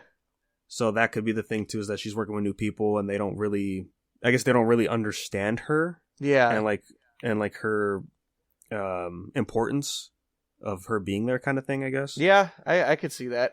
Yeah, I don't remember. It's been a long time since I've seen that show. Also, I'm not a big fan of how she gets the suit and the shield in this. That Howard just gives it to her. Yeah, he says like, "Oh, this was gonna be your she was gonna go the same route as Steve was, like the whole propaganda thing. Like this was gonna be your press tour outfit or whatever." But like the reason Steve chose the shield he chose is because of the shape of it, and he got to hold it before it was his Captain America shield and stuff. Well, yeah, he grabbed it and he said, "What is this?" And it's like, "Oh, it's this rare metal." The fact that it was so powerful is the reason he chose it. And in this one, Howard just gives it to her. Like, he just slams it down on the desk. It's already painted. Suit's already made up for her. Like, I was like, it's a little lazy. And I get it. You only got 30 minutes. Like, I get it. Like, you know, but... Yeah, I think that is the thing. Like, we just have to push, like, the big moments in First Avengers in here. Gosh, the action scene is so good, though. Like, her just beating up all the Nazis. Yeah, I think it's not a strong start, for sure. Aside from just showing what the fights are going to be like. And the animation is nice, but that's kind of pretty much it from this. Yeah, I'm not a huge fan of the story of the episode and stuff. Like, I dig the concept, like getting Peggy into the suit and stuff is cool, but I think the way they did it was kind of, it feels half-assed in a lot of ways. Like, it doesn't feel like it was, like, given the amount of time it should have been, I guess, is the way I would put it. Which, I think maybe if these episodes were, like, 45 minutes, like, they'd probably be better. I was thinking that, too. Like, give an extra 15 minutes, that could help with the pacing problem. Yep. And you could add just a little more groundwork. Yeah. And I think there's also, like, this episode also has a weird handicap where it kind of, like, had to be a retelling of the first Avenger. Like, it really had to be, like, an alt, like, that, like, it just had to be that movie, but with her as the main instead of Steve. Well, I mean, that's kind of the whole point of What If, though, right? Yeah, I guess to an extent, but, like, obviously some of these stories are, like, wildly different from how storylines progress. Like, I guess, like, what I'm hoping from What If is a lot more stuff where it's like, we get up to a certain point where we know it's the same, and then from this point forward, it's going to be completely different. Like, it's going to be stuff you don't expect to happen. Whereas I felt like this episode was, like, pretty by the numbers in terms of that stuff, where it's just kind of like, yeah, there's some differences, but they're not crazy different. Like, most of it still shakes out pretty similarly. Yeah, I mean, I guess that goes back to that article I read where they said, like, yeah, we just want to ease you in before we get to the wild stuff. And I just wanted this show to be wild from the start. Like, I think that's more where I'm at. So, let's go ahead and dive in to James Gunn's The Suicide Squad. Yeah, I ended up not going to the theaters to watch it. Same here. I watched it at home as well. I decided to just watch it on HBO Max, which was really nice to be able to get up and, like, go to the bathroom and stuff in different parts of it. I'll just say right off the bat, man, I don't think I'm the biggest James Gunn fan, mainly when it comes to his humor. That's fair. I think he nailed it pretty good in the first Guardians movie. As you guys know, Marvel Talk, I'm not the biggest fan of Guardians 2. Yeah, see, and I've liked Guardians 2 more than Guardians 1. So we're on, like, opposite ends with the Guardians movies. Yeah, and I could just say the same for here. I think this movie's okay. There was a lot of moments that really pulled me out of the film, and I thought, like, yeah, this is a James Gunn movie, that is for sure. And I just don't think we need something like that in a Suicide Squad movie. That's really my biggest take with the film. I mean, there's definitely some great moments in here. One thing I do like with James Gunn is he knows how to handle character development within a movie. Yeah. And we see that here as well, where we get the downtime with the Suicide Squad members and they get to know each other more, to form a deeper connection and all of that, really humanize who they are. Yeah, there's a lot of really good just moments of people talking in this movie, and they're all pretty dynamic too. I think, like, the one that stands out for me the most is Ratcatcher's backstory, like when they're on the bus or whatever, or in the van. I really dug that whole scene. One thing I did like that he also did was he was in an interview talking about why did you pick these members for Suicide Squad, and it was somewhere along the lines of, oh, I wanted to pick the most obscure characters to work with, and that's a very James Gunn thing to do, I think. Yep, because that's exactly what he did with Guardians for sure. And I have to say, the way he handled some of the obscure ones, like Polka Dot Man, I thought was actually pretty good. Yeah. I don't know if it's your style of comedy, but anytime, man, I don't want to talk about it yet because I feel like that's a good spoilery thing. Like, that's something you shouldn't know about until you see the movie. Yeah, we'll get to spoilers in a little bit. Yeah. We'll get around to it. But overall, yeah, Polka Dot Man was a welcome surprise. See, I'm kind of torn because I'll also be talking about David Ayer's Suicide Squad, and I'm kind of torn on which main cast I kind of like more. I think I like this one better. Because there's a big logistical thing that I have a problem with in the first one, and it's that Amanda Waller puts the team together specifically to stop a person as powerful as Superman, and none of the people in that first movie could do that. Like, Diablo might be the only character who would stand Well, a and chance. Enchantress. Yeah, but she was always a risk. Like, she was a flight risk, like, from the beginning. I don't know why she would expect other characters on the team other than Diablo to be able to stop a flight risk like Enchantress. Like, the logic of how the team gets put together in the first movie doesn't make sense to me as much as the logic for this one's team. I actually rewatched it yesterday. Like I was telling you in our chat, I think I like Ayer's movie more than this one. Okay. His movie hits things that I like more for a Suicide Squad movie than what James Gunn did. And also I think I like David Ayer's movies a lot too, like Fury and End of Watch. Yeah, that makes sense. For that movie, like the whole point was Waller needed to get Task Force X approved so she could start working on building the bigger, better teams. Oh, that makes sense. And these are just the people that she had at the moment. And the whole reason they go down there is not to fight Enchantress, but to extract Waller. They were never meant to fight her at the end. That is the problem. Yeah, their power set is super low. You know, is the problem, like, why are you going to have these characters fight something that's that big of a threat? Like, something that Superman has to deal with. I guess just looking back on that stuff, like, it like, all that stuff felt like it was very reshooty. Like, I remember feeling that way when I first watched it, where I was just like, okay, I guess they have to go get Waller? You don't get the reveal until the very last moment, because it doesn't feel like Waller's in any danger, because they don't really show where she's located, just only in the room. And they have no information, and the whole time you're thinking that they are trying to get Enchantress, and then we get the twist of, no, they're there to extract Waller. It's like, oh, that's a very Amanda Waller thing to do, I think. But because she gets captured after the helicopter goes down, that's the reason they have to go fight Enchantress so they could rescue her. Oh, that's right, because she gets caught by the bad guys. And then that's when Will Smith says, like, when does this end, Flag? You know, I'm done. I'm going to go get a drink. And that's when the really weird bar scene happens. Well, I mean, I actually like the bar scene. I think it's okay. I don't know. It just, the whole movie, like, I think my biggest problem with the first one is the pacing is just terrible. Because especially in that scene, like, whereas in the James Gunn one, it feels like there's a rhythm to those scenes happening. In the original version, like, that bar scene, it's like, all that death and destruction is still happening outside, and we're just gonna take, like, 15 minutes and go drink a couple alcoholic drinks or something. It would be like if in the middle of this new movie, in the middle of Starro rampaging through the city, they all just decide to go to the bar. The final laser in the sky thing is already happening, and they decide that they should go take some time to go have a few shots. Well, it is being built, but it doesn't activate until they get there. Okay. Definitely the editing is the thing that really hurts Ayer's movie the most. Yeah. Watching it after hearing all that stuff happen, and then just looking at these scenes, it's like, oh yeah, I could tell that I think some scenes got shuffled around. Oh yeah, there's definitely some reordering happening in that movie. That first, what is it, like 20, 30 minutes, it's very slow and rough, like going through each individual character's quote-unquote trailer in this movie. And it's not until after that where it starts picking up and I actually start liking it more as it goes on. Like, I think all the intro Diablo scenes, I'm pretty sure that was meant to be at the bar scene when he's talking about what, you know, his life. I'm pretty sure that's supposed to be there. And like a bunch of moments like that. And, you know, I doubt we will ever get the Ayer cut.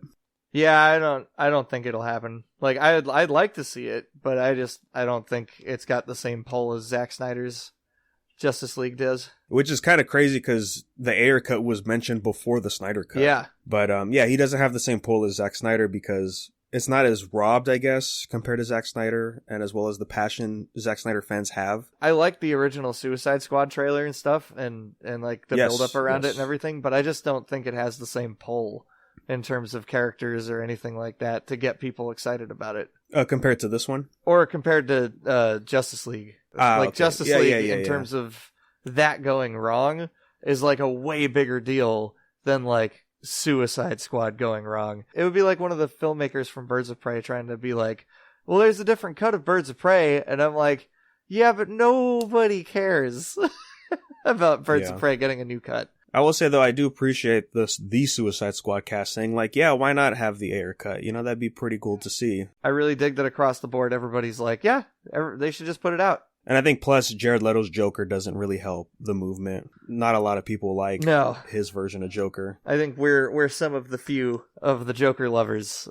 Which version of the original Suicide Squad did you watch? The regular or like the extended one with the additional like Harley and Joker stuff? Oh, like the extra 10 minutes? Yeah. I just watched it on HBO Max, so I'm actually not sure. Well, the thing is, I remember when I bought the Blu-ray for Suicide Squad, that already had the extended cut with the 11 minutes. Like, you couldn't choose which version. Oh, okay. It was just the extended cut on the Blu-ray, and that was it? Yes, and then I remember I rewatched it after when I bought it because I'm like, okay, what's the difference? Because I did the same thing for BVS. There's really no big difference with the 11 minutes. They could have just kept it in. But I will say, going back to James Gunn's Suicide Squad, I think some of the set pieces were way better compared to Ayers. There's one in the third act we could get into, I think is really good to set up everything leading up to the end of the movie. Okay, so I think before we start getting too far into spoilery talk, what would you recommend this movie? I think so. I think a lot of people will enjoy it. I mean, it is getting a lot of positive reviews. It's also one of the things like, yeah, let's see James Gunn do something with this cast. Like, I guess another version of Guardians, as some people could say. And I do think the roster's good. All the characters can play off each other really well. There's some of those moments where, like I said, the humor, for the most part, I wasn't feeling, but there is some humor that feels natural. Yeah. Similar to in David Ayers, it's just like the ridiculousness of working with these crazy criminals and just the frustration some characters might have with that, but it's in a comical sense. Like Idris Elba, there's that moment where he's like trying to understand this team he has and how like he's like, this is a mess, this is awful. Yeah.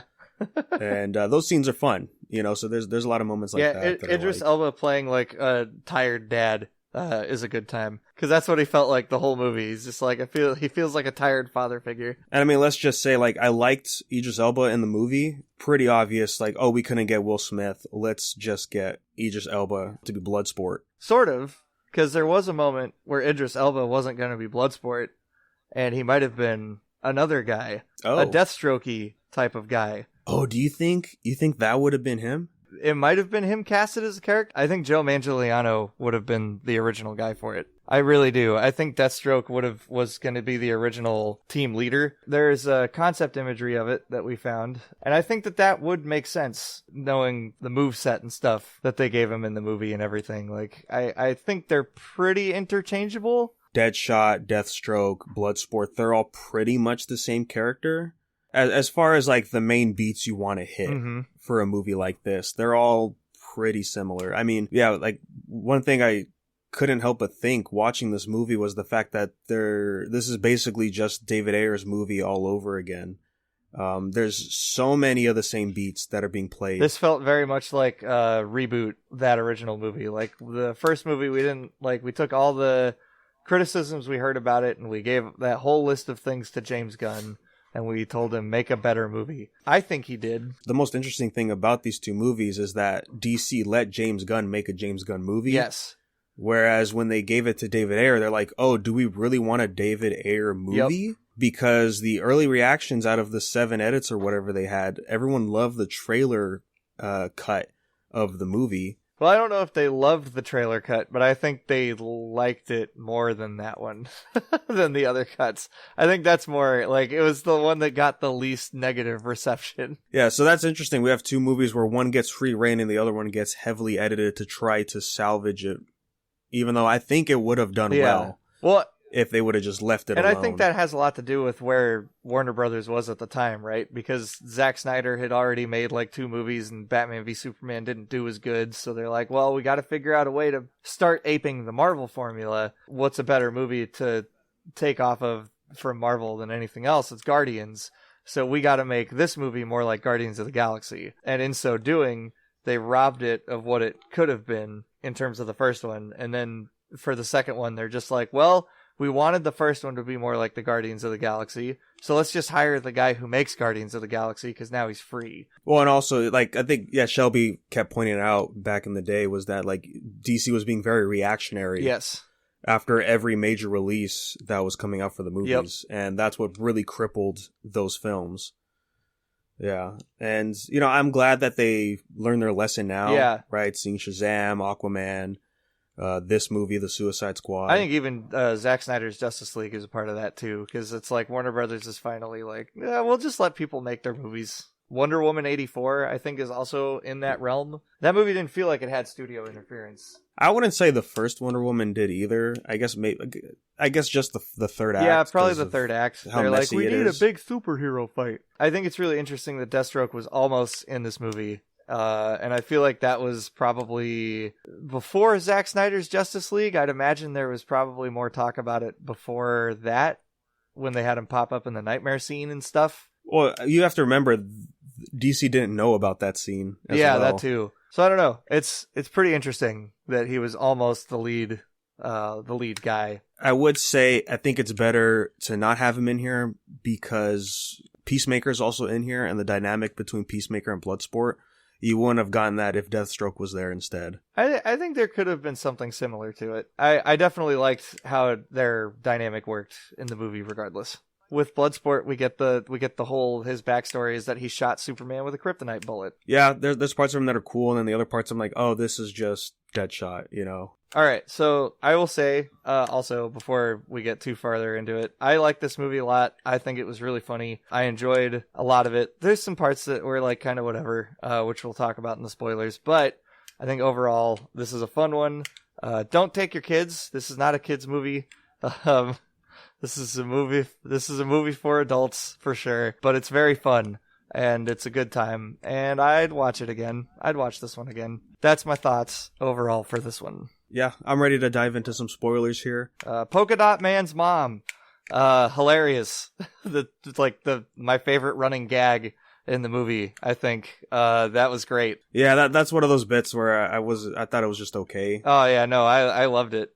I thought, because I love when when he's like, she's everywhere, and then they cut back to the Suicide Squad, and they're all his mom, but like in the costumes, and I'm like, that's hilarious. That's such a comic booky like looking panel splash page thing, and I love it. It's so goofy. There's a part of me that's like, she was experimenting with interdimensional stuff, right? And I'm like, well, what if she really is in everything? I'm like, there could be a fun spin-off deal if they ever wanted to do something with that. Like, I think there's opportunity there to take the joke further, and just make it absolutely ludicrous in a future thing if they ever wanted to, which they probably won't because Polka Dot Man's not around anymore. Which I will say, that is, I think that's my least favorite thing about this movie is who dies.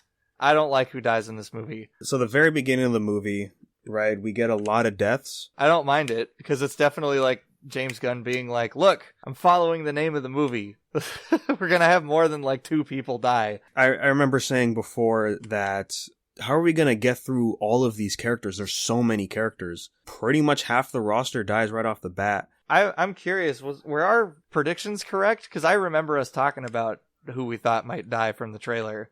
I mean, Captain Boomerang definitely was not on the list for me. Yeah, I thought he was going to make it through the movie. That one kind of bummed me out because I was like, oh yeah, let's get him back. And he had cool new boomerangs in this one that were like energy boomerangs, and like there's a whole other thing going on with him. And you know, especially after rewatching David Ayers, I was like, man, I like Jai Courtney's Boomerang a lot more than I thought I did. Same here. Because he brought just enough humor and wackiness with his character that still fits in the tone of the movie. And I was hoping we would see more of that, but yeah, he dies so early on. I think for sure we've said Javelin and what's her name, the orange alien. Mongal? Yeah, because I was like, they're not really in a ton of merchandise stuff or anything, so they're probably not making it. Mm-hmm. I don't think we mentioned Pete Davidson's character, but yeah, he didn't make it and either. That's okay. I didn't care. Yeah. I'm bummed about TDK. TDK was cool. I always like seeing Nathan Fillion and stuff, and you know, he's a James Gunn regular. He's one of James Gunn's like main dudes to go back to, being the main character of Slither and whatnot. It was a bummer that he dies in this movie, and but I loved the joke of his arms are only able to move as fast as he would normally walk. Like, they don't do a whole lot because the whole reason a punch works is because you have the rest of your body weight behind it. But he just has little slappy hands. I thought that was hilarious. I don't know. And I like that he dies not because he's physically assaulting them in a way, that he's just being annoying. So they shoot the arms, and I'm like, well, they shoot his body too. Do they shoot him in the body? Because I thought he was just reacting to his arms getting shot. He is reacting to his arms getting shot, but then when we see him lying on the floor, you could kind of see that there's bullet holes towards his chest. Oh, okay. And, like, so he does bleeding, get like, shot. He's coughing blood. Okay. Yeah. I was surprised Savant died as well. I thought he would actually stick around for a bit. I was really hoping Savant was going to stick around.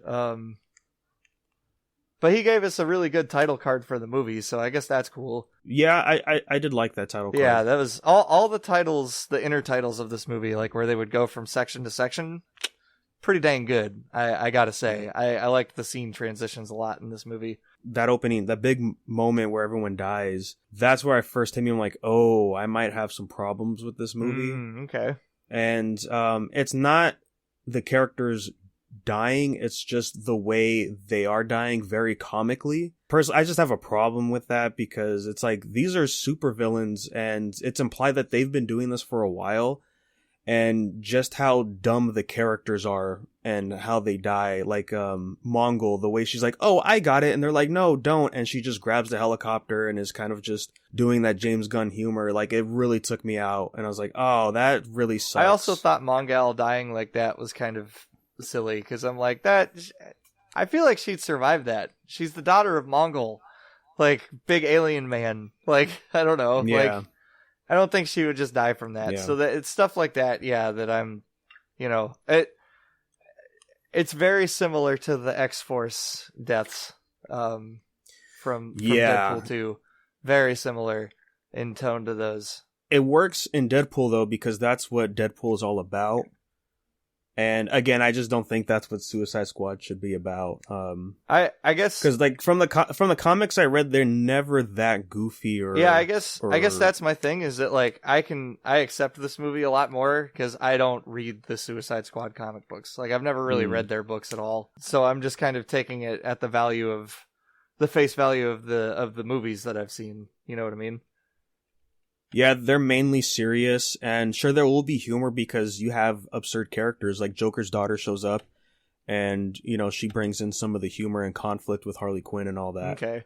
But for the most part, no, they're serious films, or serious comics about, like, them actually doing, like, Black Ops missions and stuff, and they don't really die a whole lot. Okay. In the comics, and I guess that's because they're comics, right? Like, these characters have to stay. Yeah. So that's why I never had a real problem with the amount of, or the lack of deaths in Ayer's movie. Okay, that makes sense.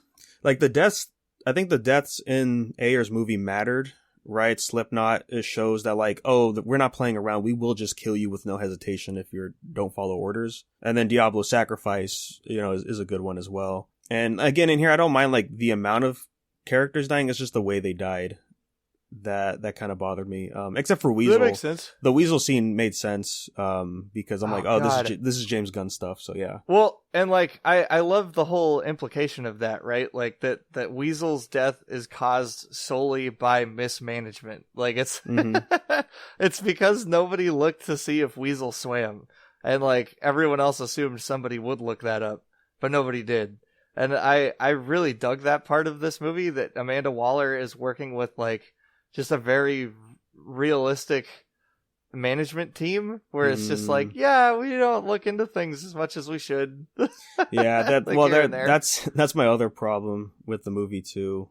See, I didn't mind that because I feel like that's a pretty common comic booky trope also, to kind of show the more common people not having it together as much as some of the superhero teams do, and I'm okay with that.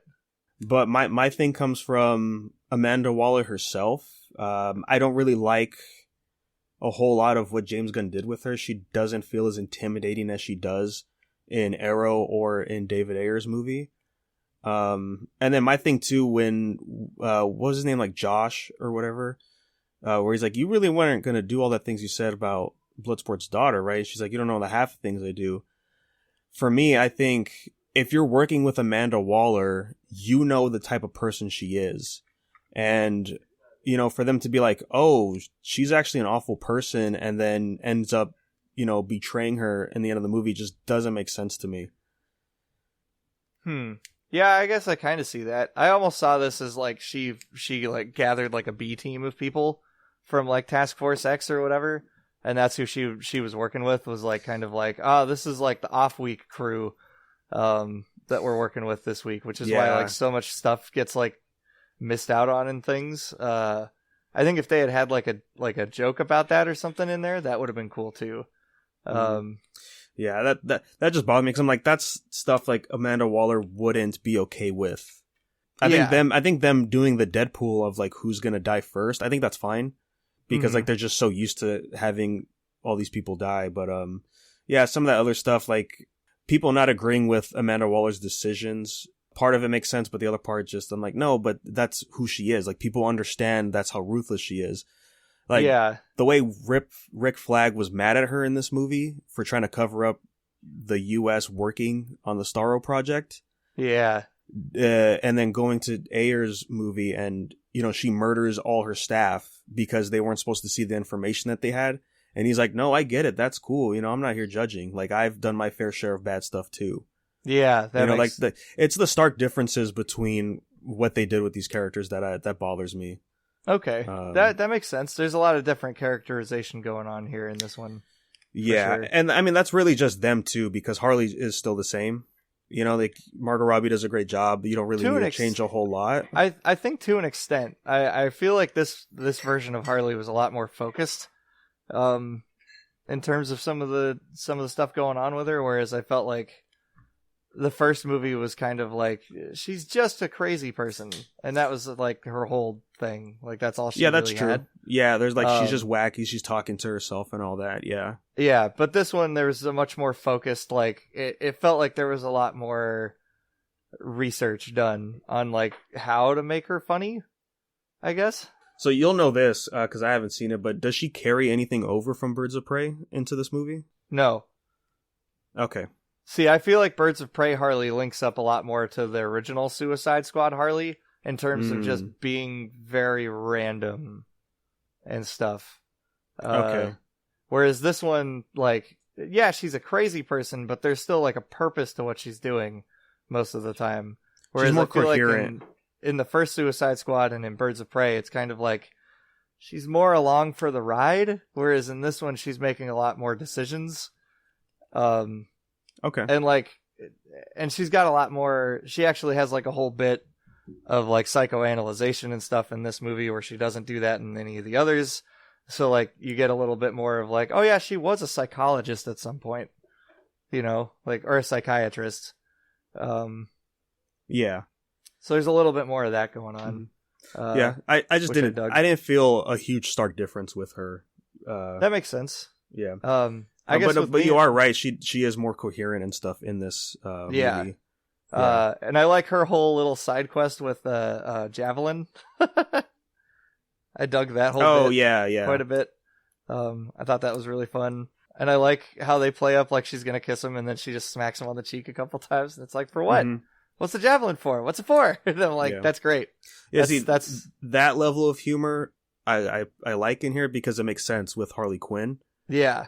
Right? It's like, yeah, of course she would do that. That makes sense. Yeah. Yep. And even like the bit of who is she talking to? I think Bloodsport, something about her javelin, and she's like, I'm waiting to hear from God. Oh, yeah. Yeah, like that stuff was good. Why do you still have that? Oh, I'm waiting for God to tell me. What? Yeah. And it's like the reaction to that too. Like somebody looking at her and be like, I will say the whole bit with her and the Mexican dictator man did not need to be in the movie. Yeah, that was one of those moments where it's like, oh, it's taking me out. Yep. But we did get the pretty good choreography with her exiting the building and just killing everybody. Yeah, and I loved the whole bit of them going to try and rescue her, and then she's just already outside. I thought that was a good bit where they're like, "What are you doing?" And they're like, "We're here to rescue you," and she's like, "Oh, I can go back in if you want." Yeah, I like we had more in that scene rather than just what we got in the trailers too. Yeah, that was good. And I gotta say, I love the dad core team of Peacemaker, Bloodsport, and Rick Flag in just like t-shirts and shorts, like going out to meet their business. Yeah, I like that. It's a strong trio. I do think they all play off each other pretty well too. I guess it would make sense, but during like the little montage of them having fun at the bar and just seeing Idris or Bloodsport and Rick Flag just like share a laugh because they used to be friends.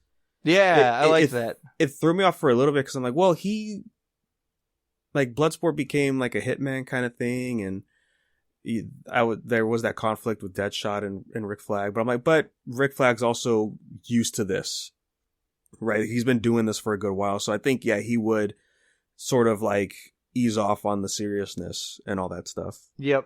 Peacemaker and Bloodsport's dynamic was great in this one. Their little competition of who's better at killing was great. Yeah, I thought that whole bit was hilarious. And then the punchline the really James Gunny punchline of like nervous laughter because of what they just did. And they killed all the good guys instead of the bad guys. Yeah, that was good. Yeah. I thought that was awesome. And then Rick Flag just sitting there drinking at the table, and he's like, "Oh, hey, what's up? Where is everybody?" Mm-hmm. I will say, in that scene too, is when it hit me. I'm like, oh, okay, yeah, I forgot this was rated R for a moment. Was when they're just Peacemaker's just walking up to the guy that's sleeping. And he's just whacking him with the axe. Oh yeah, like, when he just goes to town on him, this thwack thwack thwack thwack. Yeah. Like, so rough. Yeah, I thought all that stuff was pretty dang good. Yeah, John Cena being over the top was. It fits Peacemaker for the most part, but I kept thinking like, wow, he's really going over the top with this guy. Yep. Like you could tell he's having fun. Oh yeah.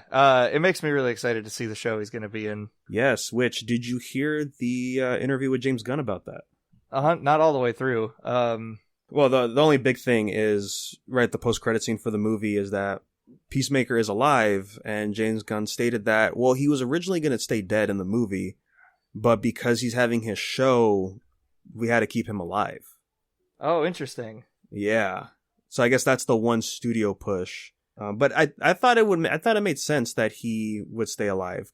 Yeah, that he makes it out. Yeah. That's just the kind of thing that happens in these kind of movies. Yep. Right. Instead of Rick Flag staying alive, it's actually Peacemaker because that's just how it works. Yeah. And that was another death that bummed me out was Rick Flag. That one, yeah, that one hurt. That one was a bummer. Because we did get a good amount of him in here, but I definitely wanted more. Like I told you this in the Instagram chat, but I'd much rather take a Rick Flag show over a Peacemaker show. I think, like just seeing Rick Flag have to work with a series of villains every week, like a new team of villains every time, and like just having to watch them all get killed or whatever. Would give be him really like fun. Give him like a 3-man Suicide Squad team, and they have to go to like some random country and do like this crazy Black Ops mission and just have an HBO series of that. I think that'd be good.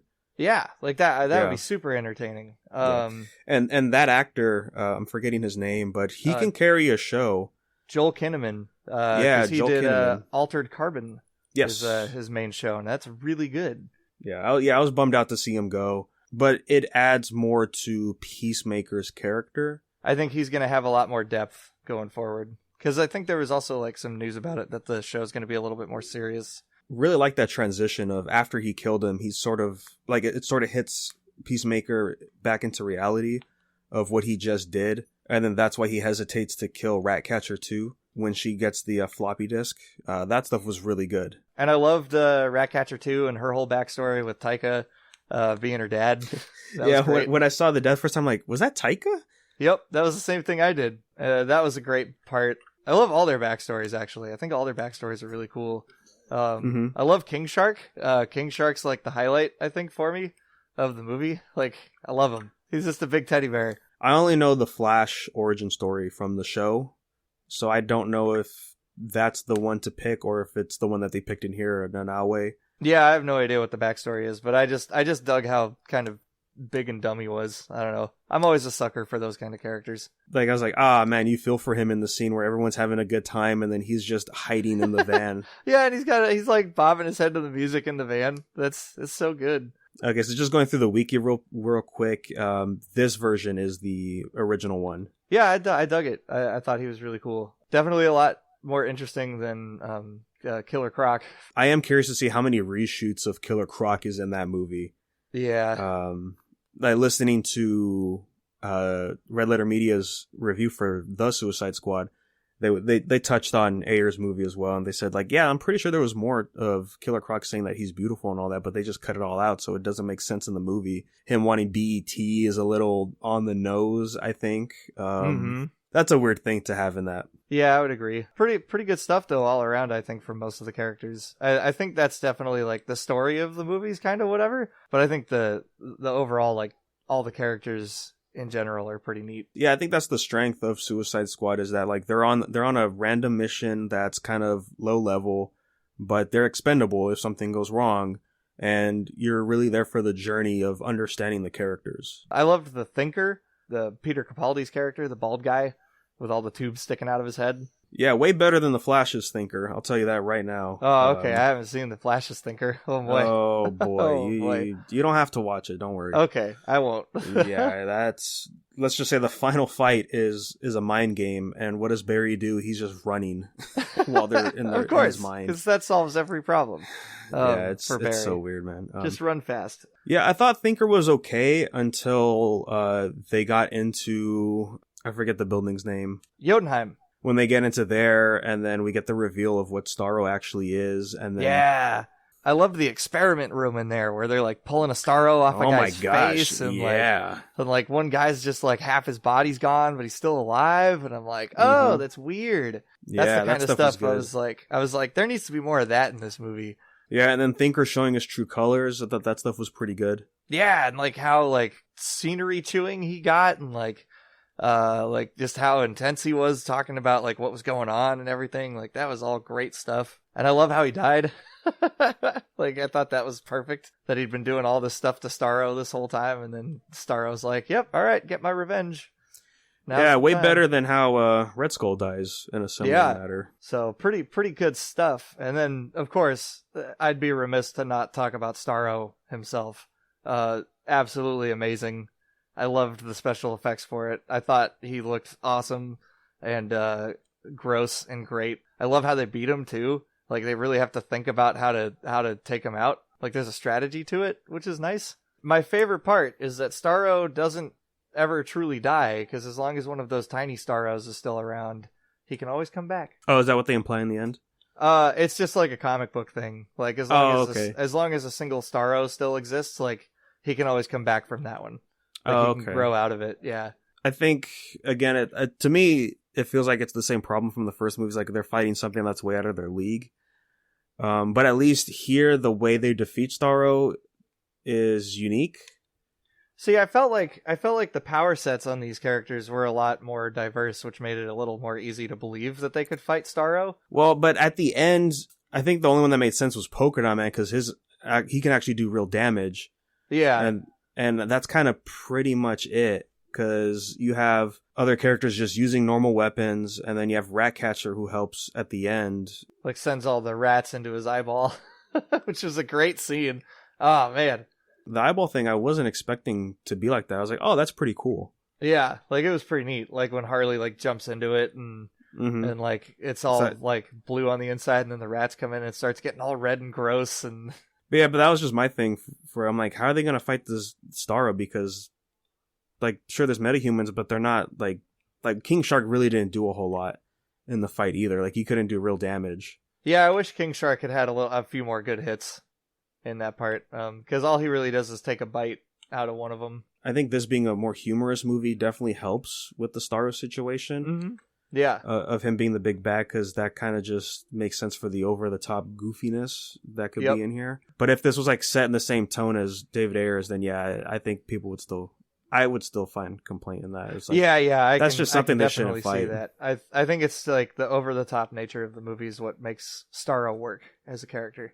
One scene I mentioned earlier before we talk spoilers that I really liked was when they got out of the van and it's just pouring rain. Yeah. And just the whole setup of them walking up, you can't really see anything. That was really good stuff. Yep, I liked all that stuff. That was really good. I like the time jumpy stuff in this too, like where they'd like show you something and then go like 9 minutes earlier or like a half hour earlier or something like that. Like I dug how they would fill in the gap of like, you got questions about how they did this? No, we'll fill it in for you. And they did it in a pretty entertaining way, I thought, for the most part. Yeah, I thought it was okay for the most part, except for the last one. We were in like a high tension moment, and then it cuts to the other side of the team. Oh, like setting up the explosives and stuff? It was just a change of pace, and it was like, oh man, why are we doing this? But it makes sense because you have to know where those characters are before they jump in. Because you can't just have Idris Elba jump into that moment and start fighting Peacemaker. It gives me one of my favorite bits, which is the Milton moment. I love the Milton part.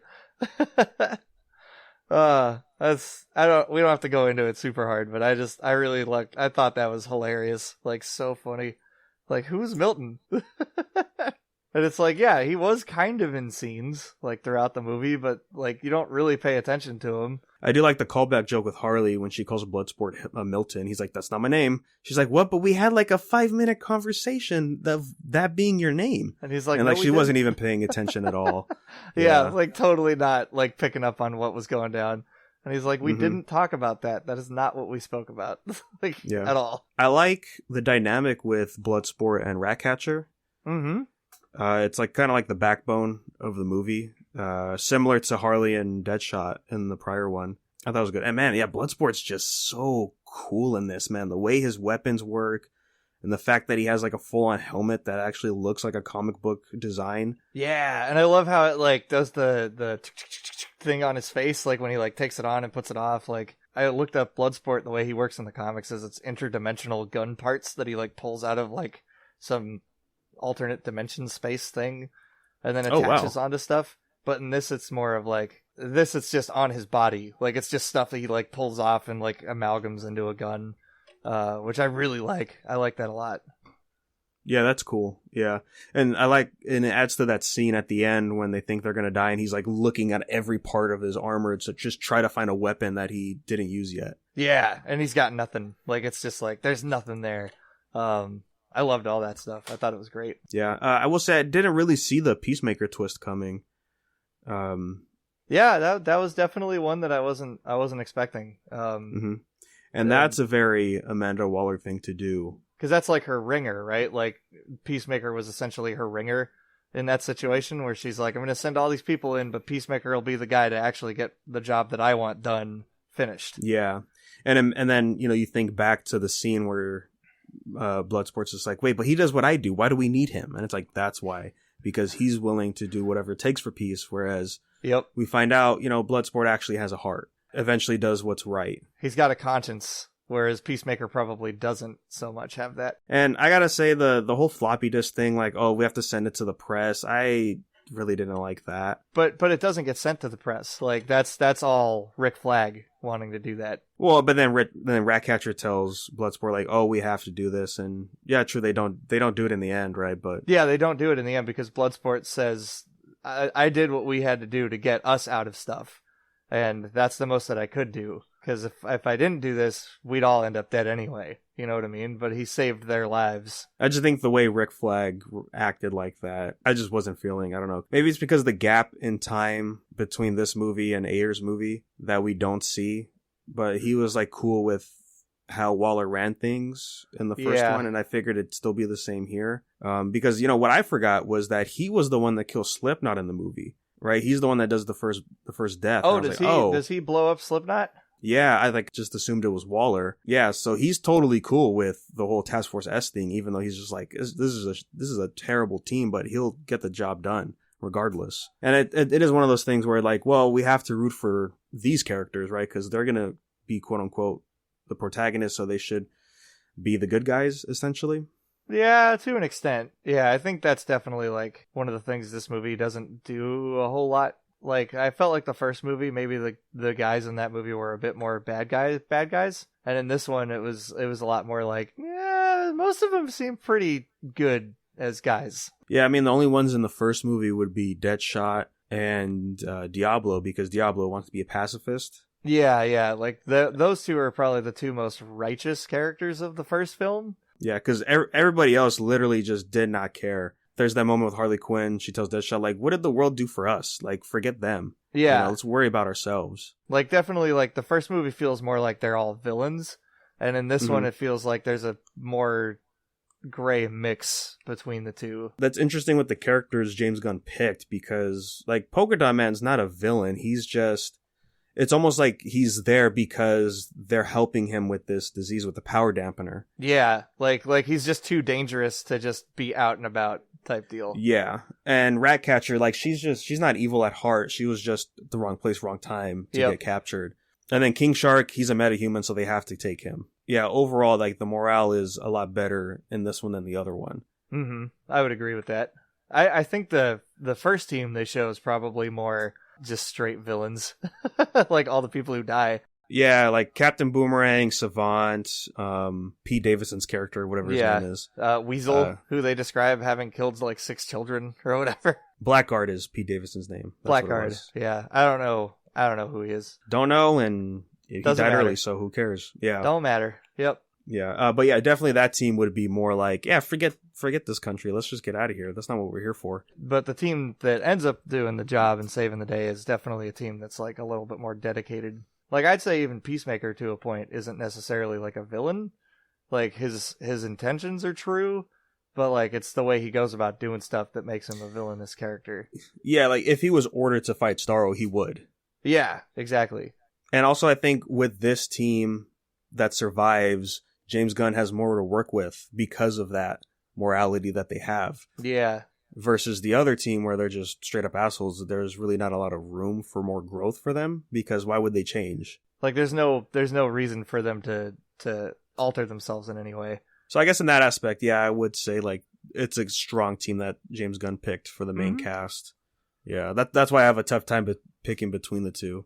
Yeah, I think there's pluses and minuses to both movies. I think I just tend to end up liking this one a little more. It flows better for me, I guess. I like the filmmaking behind it better. It doesn't feel like a chopped up mess most of the time. So maybe that's why. Yeah. I mean, one thing I haven't brought up is, James Gunn, of course, he likes to use licensed music a lot. Yep. In his films. And in here, I think the licensed music scenes just kind of bother me more here rather than in Suicide Squad for David Ayer. Is because James Gunn plans those scenes to have those songs in it. So they're going to play with the song. And to me, it feels a little distracting. Okay. But then in Ayers, when you watch it and you could tell like, oh yeah, they didn't plan those songs to be in there. So that's why the characters are still going to do what they do. I sort of get that. I guess I'm always just a fan of the music being within the scene a lot of the time. Like I like it when they're able to have it be playing out of a radio or something that's in the shot type of deal, which is what James Gunn does a lot with his music choices. Right. Yeah, so I didn't mind it. I dug it. There was a couple song choices that I thought were kind of whatever. I can't think of them off the top of my head. Like this soundtrack is nowhere near as memorable as like either Guardians soundtrack, like at all. Oh yeah, no. The first Amanda Waller scene, I think James Gunn did excellent when he's threatening Bloodsport with his daughter. I thought that was good. Yeah, I thought that was great. And I like that whole scene with him and his daughter when she comes to see him in the interview room or whatever. Yeah, that was refreshing. And they just lose it on each other, like they're just yelling and screaming and like you can tell they're like both like just messed up people. I was just like, yeah, this is good stuff. Like, we don't get a lot of that in comic book movies where it's just like people just genuinely showing like major emotions. Yeah. Because it would be similar to what normally it'd be what the dynamic between Deadshot and his daughter, where she's like, I know you do bad things, but I still love you. It's okay, kind of thing. Yeah, like, but here she's just like, no, like you messed up my life.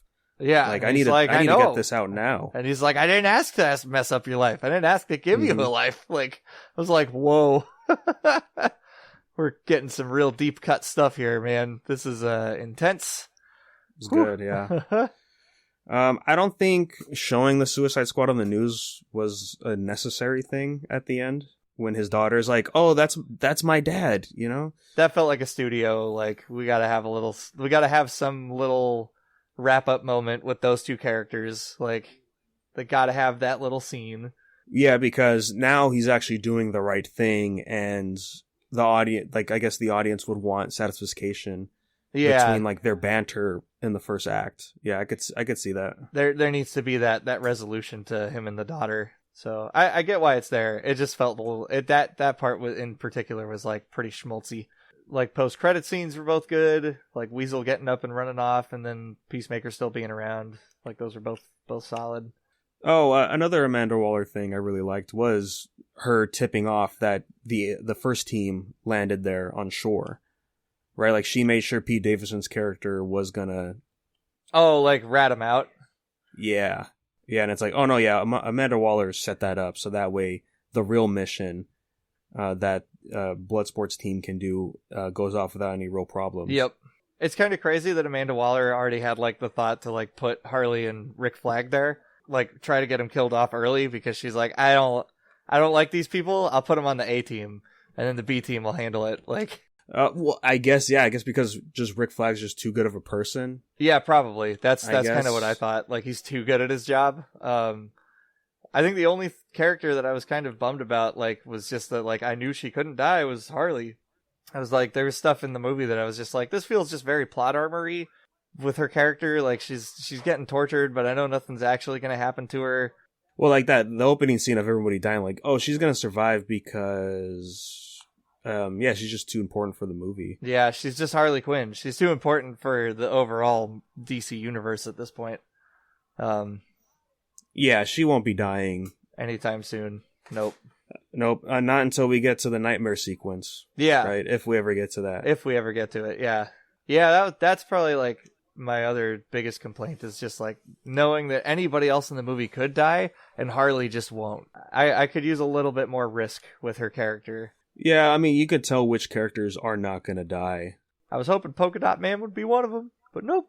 You can't shout stuff like I'm a superhero in a movie where everybody gets killed, man. I will say I was surprised with his scene of waking up and just having, like, his face just so covered, like, they're all covered in the polka dots, like that. The body horror aspect of that was great. Yeah, that was super James Gunn gory grossness. Yeah, but aside from all that, I think that's all I really have to say for the Suicide Squad. Yeah, I think I'm about the same. I liked it. I enjoyed it. Probably give it like an 8 out of 10 on my end. I don't know. I had numbers or whatever. I had a great time watching it. Yeah, again, I thought it was all right. There's good bits, yep. But I think I just prefer the first one more. And that's mainly because of, like, that first teaser we got from San Diego. Yeah. I think that's like some of the best, like, we could have gotten for Suicide Squad. Oh, man, I wish we'd gotten that movie. Yeah, I mean, it's there somewhere, but yep, like I said, we'll probably never see it. Yeah. I mean, like, David Ayer hasn't even released details of what was cut out or what was different, right? Because that was the big push for Snyder Cut. Is, like, we found out, like, what the big differences were. I think he's, like, released a couple things, but nothing crazy. Well, just, like, the basic stuff early on with, like, the amount of Joker scenes and all that. Yeah, I think that's more what everybody's seen. It was producer Charles Roven. He worked on both Suicide Squad films. Okay. And he mentioned out of the Ayer cut that David Ayer says versus the studio one that got released, the audience reactions were about the same for both. Yeah, conflict between Warner Brothers and Ayer for what they wanted for the final cut. He said Ayer selected an edit that most matched his vision, but also clarified that the edit used for that test was not Lee Smith, who was, I guess, the main editor.